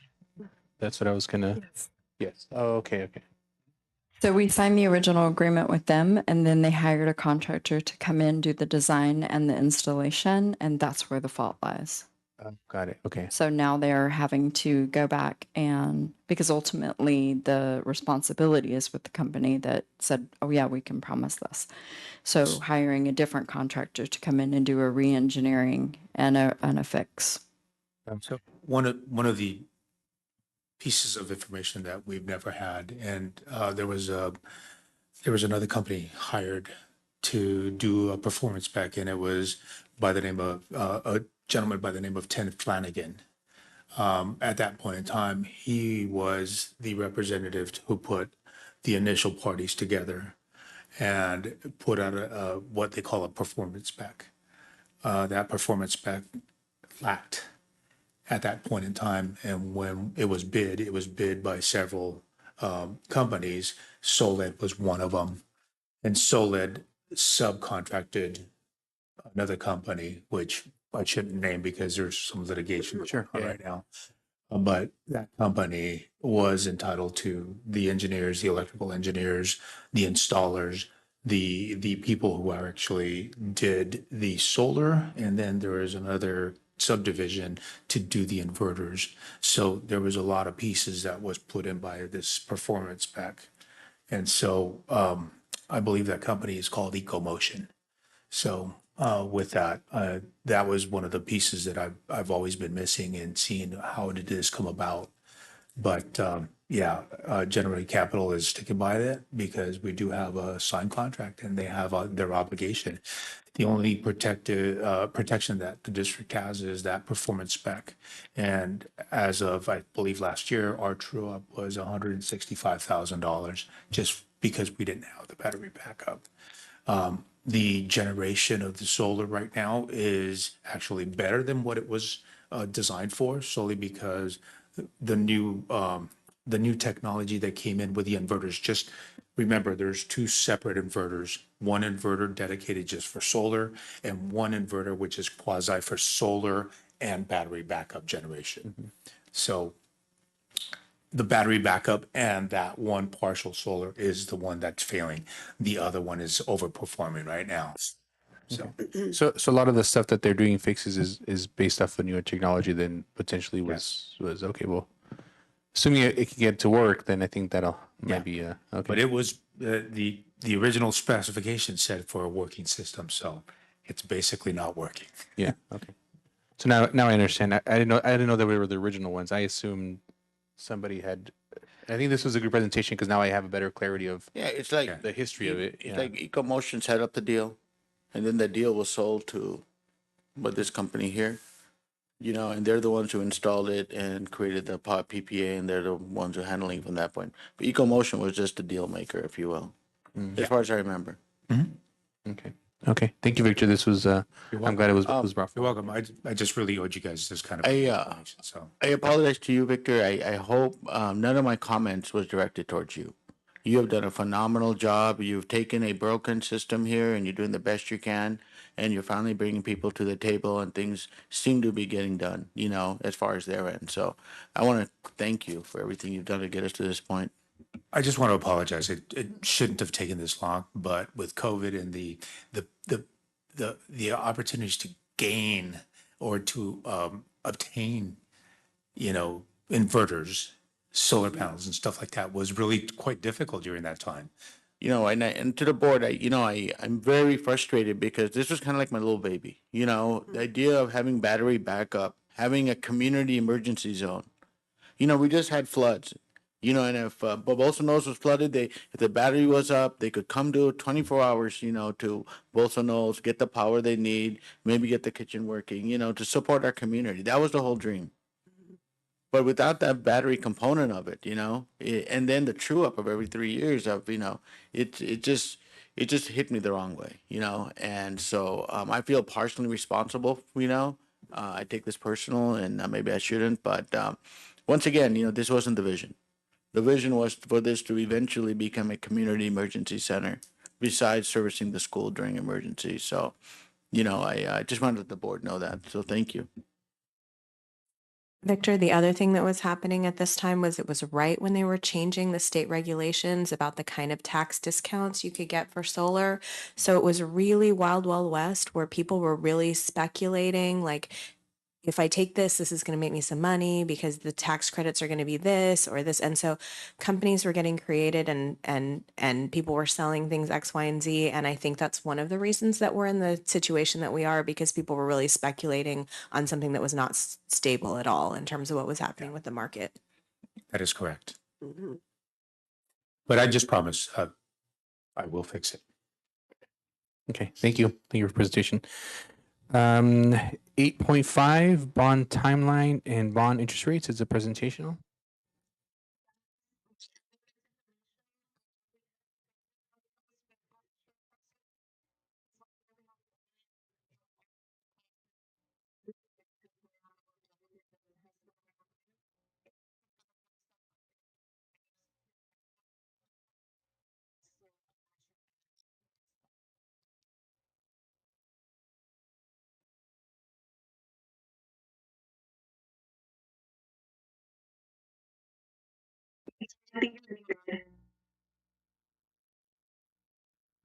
Okay. Great. Okay. Good evening, folks. And as mentioned, I wanted to provide you some information here on Measure R next steps. First off, just commemorating again the success of the school district. I think certainly a very special moment here. I think it had been over a decade since you had attempted anything like this. And the community responded in kind. A 62% rate of support is not an easy feat by any measure, and certainly it reflects the good work that you folks have been doing there at the district, from the school side, your teachers, all the support staff, gaining the support of parents and the local community, and really, I think that the push that staff and the board members, part of the campaign committee, did to go out there and outreach to the community, educate voters, and let them know what the vision was for Santa Rita schools, I think is something that 62% shows. And so not an easy time, as you know. I think statewide there was some success, but lower than what it's been historically. And so here, I think we are still savoring this victory. As most recent as your last board meeting, you initiated a series of additional administrative steps to certify the election.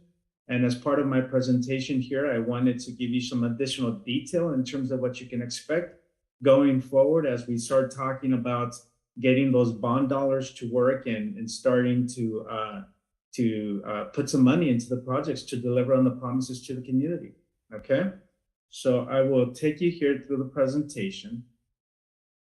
And as always, please feel free to jump in, shoot any questions my way, and happy to engage. So first off here, I think what you see is just a very general. To see your presentation. Oh, okay, here we go again.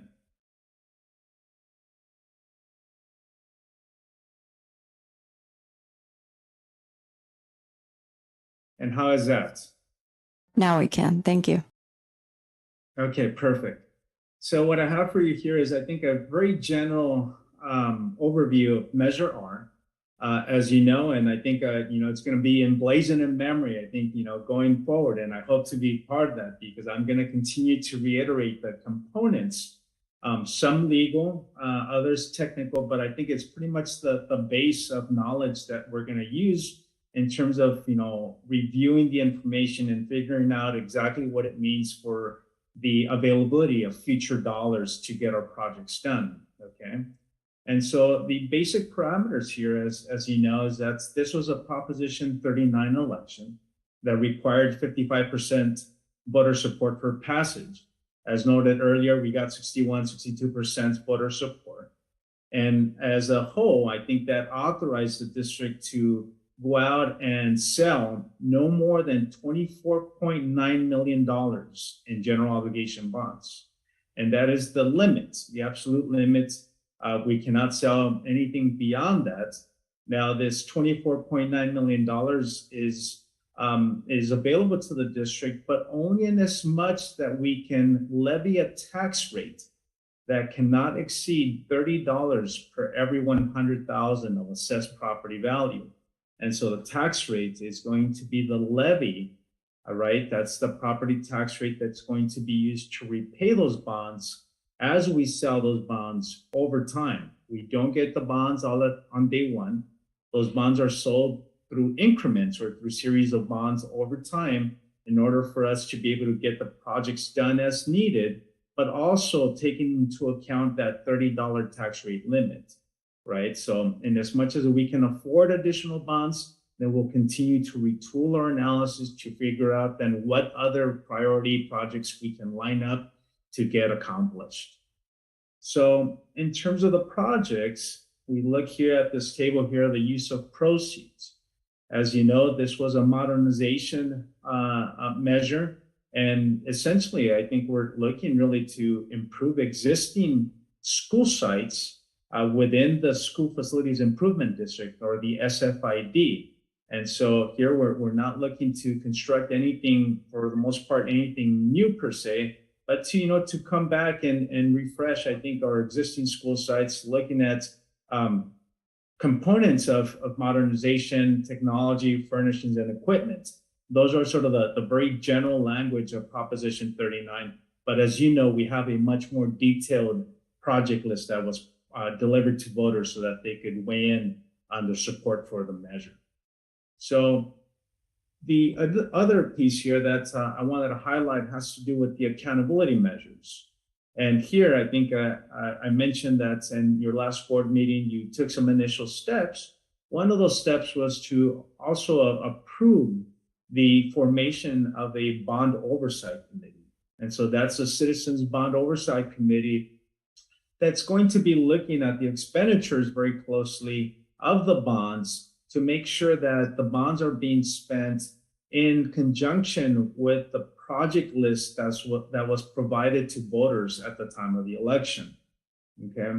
Now, with that, as part of that review of the expenditures, there's going to be a performance of an annual audit that's usually prepared along with some of your financial reports. And that then becomes the documents that's delivered to the community. The legal requirement is that you provide that annually and you make available publicly. Sometimes school districts would create a link, say, for example, on the business page of your website, and make this information available as you move forward to just to make sure that again, we're being transparent and we're showing the progress of how we're using these dollars over time. Okay. I have a Yes. question, Mr. President. Earlier you mentioned that you wanted to stagger the issuance of the bonds. Given the increasing nature of the market right now with interest rates increasing, what benefit would that serve would there be a benefit of doing it all at one time? Because the assessed amount is going to be the assessed amount based on the assessed value of each house, home or residence. So I'm just wondering the staggering of the issuance, if you could go back to why that makes sense. So I think interest rates are actually declining for the 10-year though. I think for the federal funds, they're increasing, but for the bonds and the city bonds, they're actually decreasing. Over the 25-year? Huh? Are you looking at the 10-year, 25? Yeah, the 10 and 20. But I'll explain. Yeah. Okay, I'll wait for that then. Sure, and just to note again, the amount of bonds is really has to do with two large pieces. Really, I think for the district, and as much as you can and expect to reasonably expand down within a 3-year time frame.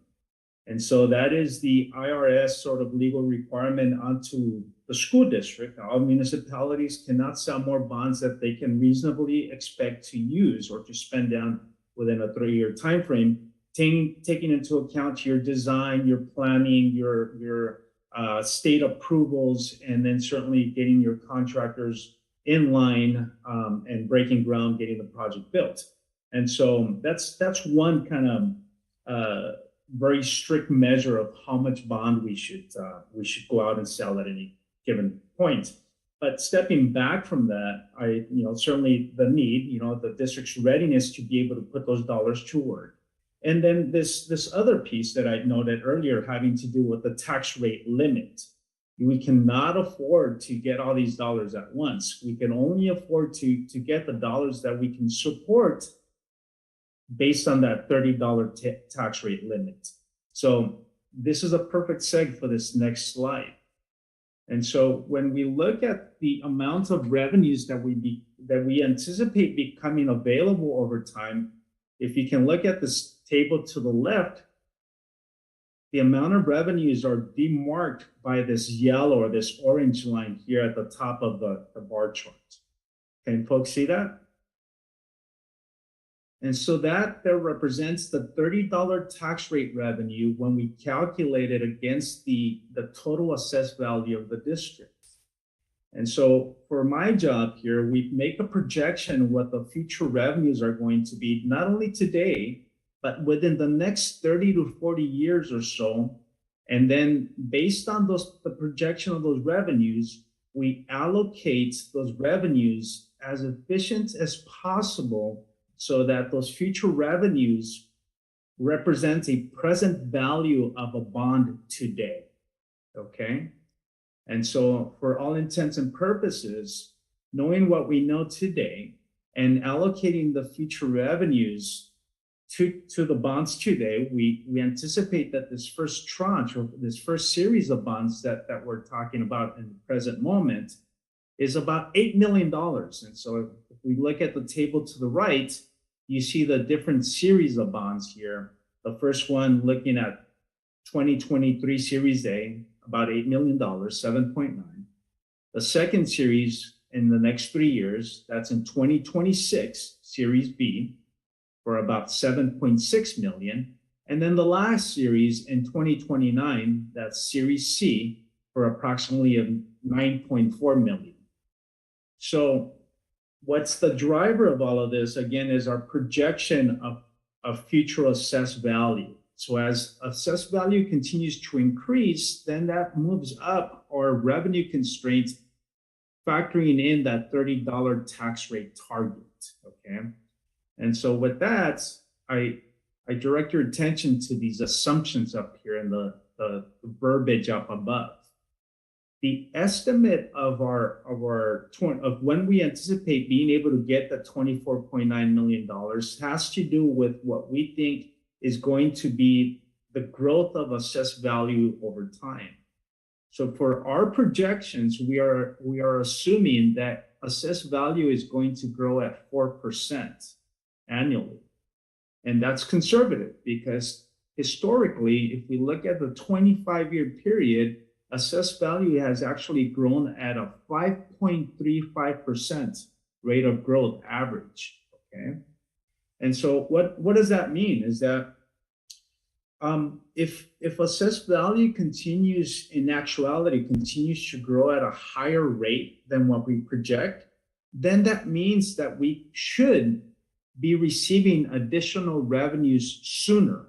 That means that we will be able to sell more bonds sooner. Okay, so that's a very good thing. But again, I think in this case, for what we know today, we want to estimate very conservatively so that, you know, we kind of are able to account for the not so good moments as well as for those higher, more robust periods of growth.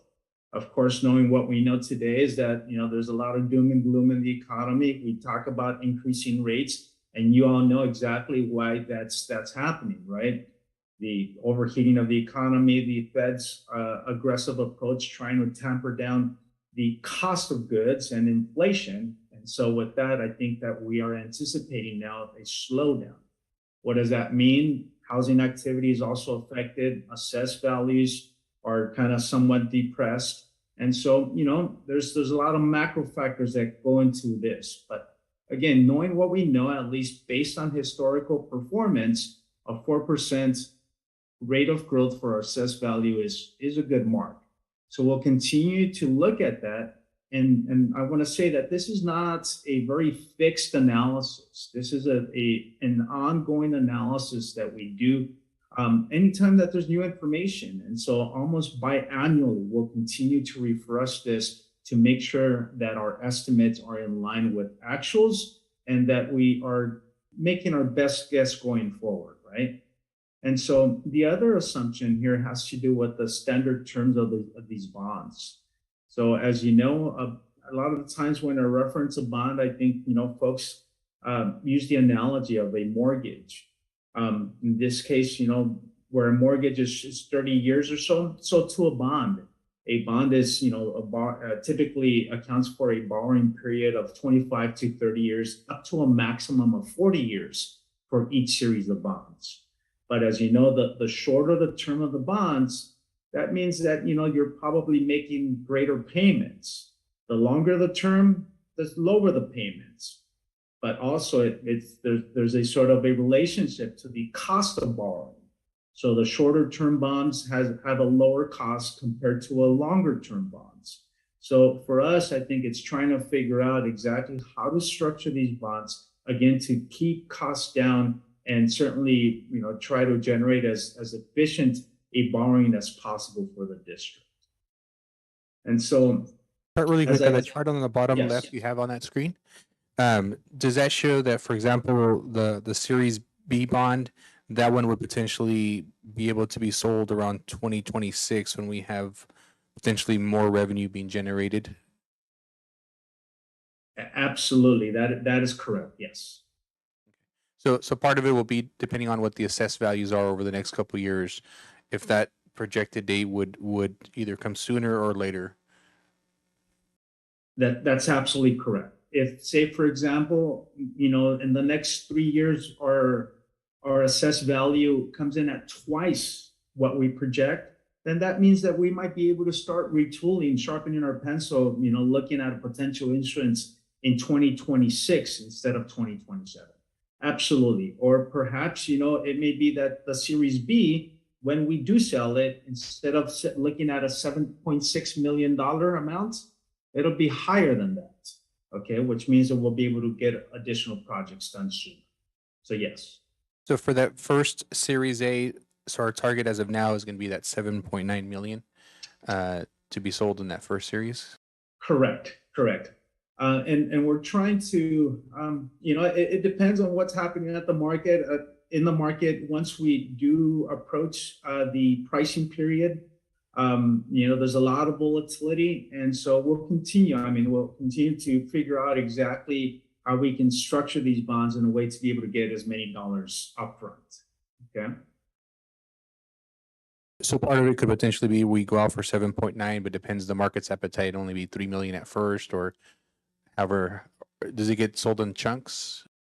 It does get sold in chunks, and so if I can, if you look at this bar chart, so that in every single year you're looking at a chunk of that Series A bond. So if we're looking at $7.9 million, that amount is distributed across in this case, we're looking at a 30-year term.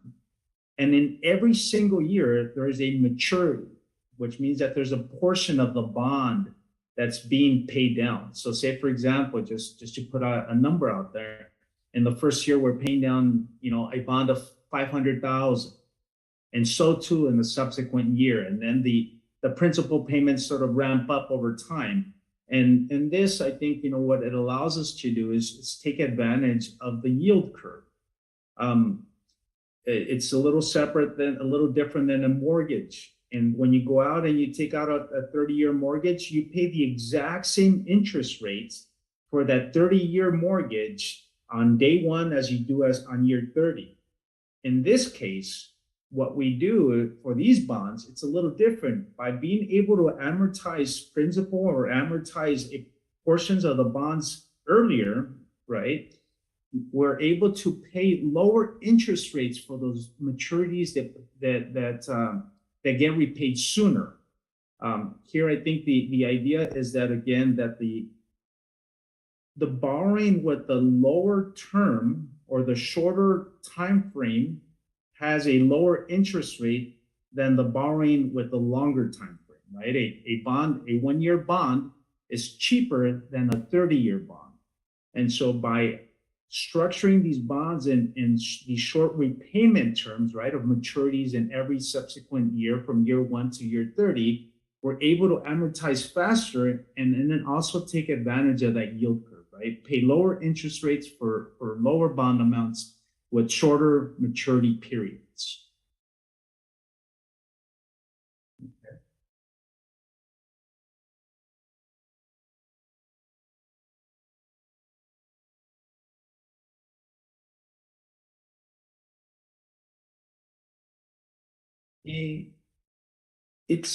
I'll go, if I can go into that, and I have a slide that speaks to that and looks at the interest rates.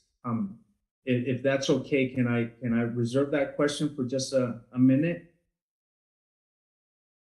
Or why don't we, maybe it translates directly into this. So let's go into that. So when you think about the interest rate increase, and that's something that we all know because of the headline news, and it's what we hear on the radio and typical sort of financial analysis, interest rates are going up. And as you know, I think just in 2022 alone, the Fed increased rates, I think, in 7 separate instances. It went from near zero to about 4.3% today. And so when the Fed takes an action on interest rates, it's increasing the Fed funds rates. That is essentially the commercial rate that banks lend to each other. That's what they charge each other to borrow each other's money. But that then has a direct impact on commercial lending, right? So like mortgages, like car loans, like, your credit card.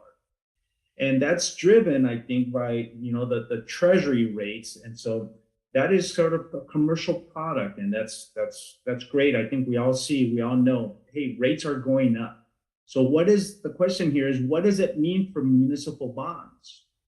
And so when you think about municipal bonds, we find that municipal bonds, in fact, are not as sensitive to those Fed increases. Yes, of course, they are being impacted without question, but they're not as sensitive. And so what we find for the Fed funds rate, I mentioned it went from near zero to about 4.3%. And I think there's talk about increasing that rate to the range of 5%. Does that mean that municipal bond rates are going to increase to that level? Not necessarily. And the reason for that is that, when rates increase, there's a flight to quality that people call a flight to safety or flight to quality, which means that investors now start looking at other safe harbor investments like municipal bonds. And so in this case, when rates increase, the price of municipal bonds decrease. And so there's an inverse relationship between interest rates or yields and the price of bonds. What does that mean is that now bonds are going cheaper to investors. They look at it and they're saying, hey, that's a very attractive and a very safe investment for me, right? And so I think what you see is that now there's a greater attraction by the investor community for municipal bonds. And the one additional component that really sort of drives that interest has to do with the taxability of these bonds. So where typically these, I'd say a mortgage or all those commercial products, those are, it's a cost onto the holder, right? To the borrower. In this case, I think what's driving the municipal market is this component of taxability, in that when we sell these bonds, we are selling them as tax exempt products. And so what that means is that the investor is able to forfeit or to mitigate some of their tax liability, right? They don't have to pay a certain federal income tax. And so that's why a lot of institutional bond investors, as well as retail high net worth individuals, see these bonds, municipal bonds, as a safe harbor. So sort of stepping back, you look at the idea that bonds are cheaper, right? The price of bonds are declining as rates increase. And on top of that, I'm able to get a tax break by holding these tax exempt bonds.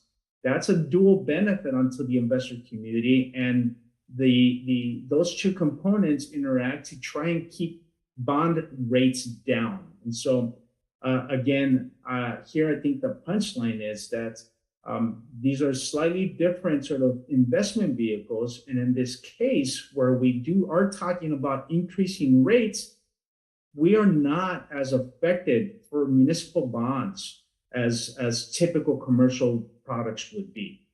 Okay. And so what we see here in this chart is that if you were to look year to year at how municipal bond rates have fared, yes, again, there has been some increases. And we started off last year in 2022. For example, looking at the 30-year bond here, we see that there's a 1.5% rate on a 30-year bond in 2022. That's increased to approximately 3.26% here as of last week. And so, yes, there's an increase, but not as a steep or sharp increase as we've seen on commercial lending rates that are more influenced by the Fed action. And so I think if we were to look at this at even sort of bigger scale, and we now look at how that 3.26% compares to the historical average, we see this box here, the 20-year average. And so when we see today's rates compared to the average, we find that, in fact, we're not too bad. We are below the 20-year historical average, right? The historical average being 3.6, and today we're closer to about 3.25. So it's not a bad environment, and I think that there's a lot of sort of mixed dynamics out there in the market. But I think that we can rest assured that we are still in a very good spot, right, for municipal bonds. And so there is a lot of volatility. We'll continue to explore the bond market up until pricing, and try to make a best guess to see how rates are performing at that point. And so, for our part, there's a couple of things that we do have within our control, right? The market, it's a dynamic sort of environment. We can't control what happens there, but we certainly can control, how we structure our bonds, and certainly other factors. And particularly, I'm referring to the district's credit rating. So, if this is a good seg, and if there's no questions, I'll go back one slide here to talk to you about some of the steps that we'll take as part of getting the bonds ready for sale. I need to leave in a few, but I just wanted to thank the gentleman here for presenting that. It really cleared up a lot of information in terms of issuance, maximization. The only question I had was, when you did the Series A and B and C, the numbers you came up with, 7.9 for the first issue, 7. Was that just based on the maximum that you think you could have gotten based on the projected assessed value at that time, or was that arbitrarily set? Yes, I think it's a component of two things. We look at interest rates, we assume current market rates, and then we calculate the $30 per 100,000 of assessed property value. And as I mentioned, the bond amount represents the present value of that future collections of that $30 per 100,000 of assessed value. And so, yes. The other question I had was on the 4% projected growth rate of the assessed value. I'm concerned with that a little bit. However, I've never seen it continuously, not go up in terms of people buy and sell. My concern was Prop 13 with the 1%, but people are going to move in and out of homes, and assessed value gets reassessed. So, but 4% is that. I think that's a pretty conservative number. So if the growth rate goes higher, then the amount of issuance could go up, so we can collect a greater amount sooner. Is that correct? Yes. And the opposite is true. So your concern is well placed, Mr. Patel. You're absolutely right. The opposite is true. If assessed value does not grow at that rate, then that means that we have to slow down our issuance timeline or decrease our bond amounts. And last but not least, I noticed you chose 2023 for the first issuance, the 2027 for the Series B, and then I believe it was 2030 for Series C. Was there a particular reason why those were the increment times that were chosen? In terms of the date of issuance, those years specifically? Yes, it's 23, 26, and 29. And so there's really, I think, as I shared earlier, I think that for us, when we structure the bond program, we think about 3-year increments following that guidance from the IRS in terms of being able to sell the amounts of bonds that the district can reasonably expect to expand within a 3-year time frame. Okay, so that's one part. But the other part, I think, is for us to now figure out how soon we can sell these bonds, stagger them over time, so that we can allow enough growth in our assessed value. So that, it may be that, if we have to revisit our issuance calendar in 2024, 2025, we absolutely can. But if you were to say to me, Miguel, we have not allowed our assessed value to grow in order to issue our Series B, can we still get those $7.6 million that you told me? No, absolutely not. I think it means that, because our assessed value has not grown at the mark that we set for it, then we probably will have to to retool it or to cut some of the amount of dollars in that. Okay. Thank you. Mhm. Okay. And I think the last slide is just the steps to issue the bonds. I think that's what. That is correct. That's just this slide here. Then, do you guys want him to go step by step? It kind of makes a lot of sense to me, but yeah. I think the way you laid it out was pretty clear for us, and even the steps and stuff. And then I think most of the questions our board had is as far as the timeline for the issuance, and then how that kind of gets spread out and stuff. So, I don't think as the board okay with him not going steps. Yeah. I'm very pleased with the presentation and the Yeah. process. So Yeah, you always do an awesome job. I appreciate you, at least personally, that we have you as our consultant. So, and I got to know you over the years. So thank you, Miguel. Thank you. It's a pleasure, and congratulations again. Just one note here that, the next time we'll be seeing each other and talking about these bonds, that there's going to be a required action on behalf of the board in February. And so I think currently we're looking at potentially your second meeting in February before when we'll bring back documents, and then you'll authorize the bond issuance in itself. And so there's going to be a nice big fat package, the authorizing resolution, and as well as the prospectus for the bonds. Okay. But if everything goes according to plan, then we'll have some dollars in your bank account for for your construction projects at the end of March, early April. Yeah, we'll have a signing party in March, April. Yes. A pleasure. Thank you so much. can we get cake? Yeah.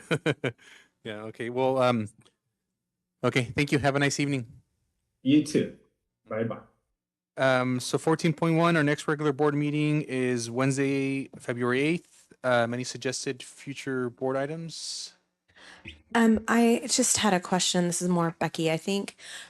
We'd had a discussion of talking about, I think, and it relates a little bit more to classified, just in terms of like a number of workers and per children, for custodial, for kitchen, that kind of thing, that it had come up when I was making the rounds of schools. So just being able to get that information to people because they'd asked about it.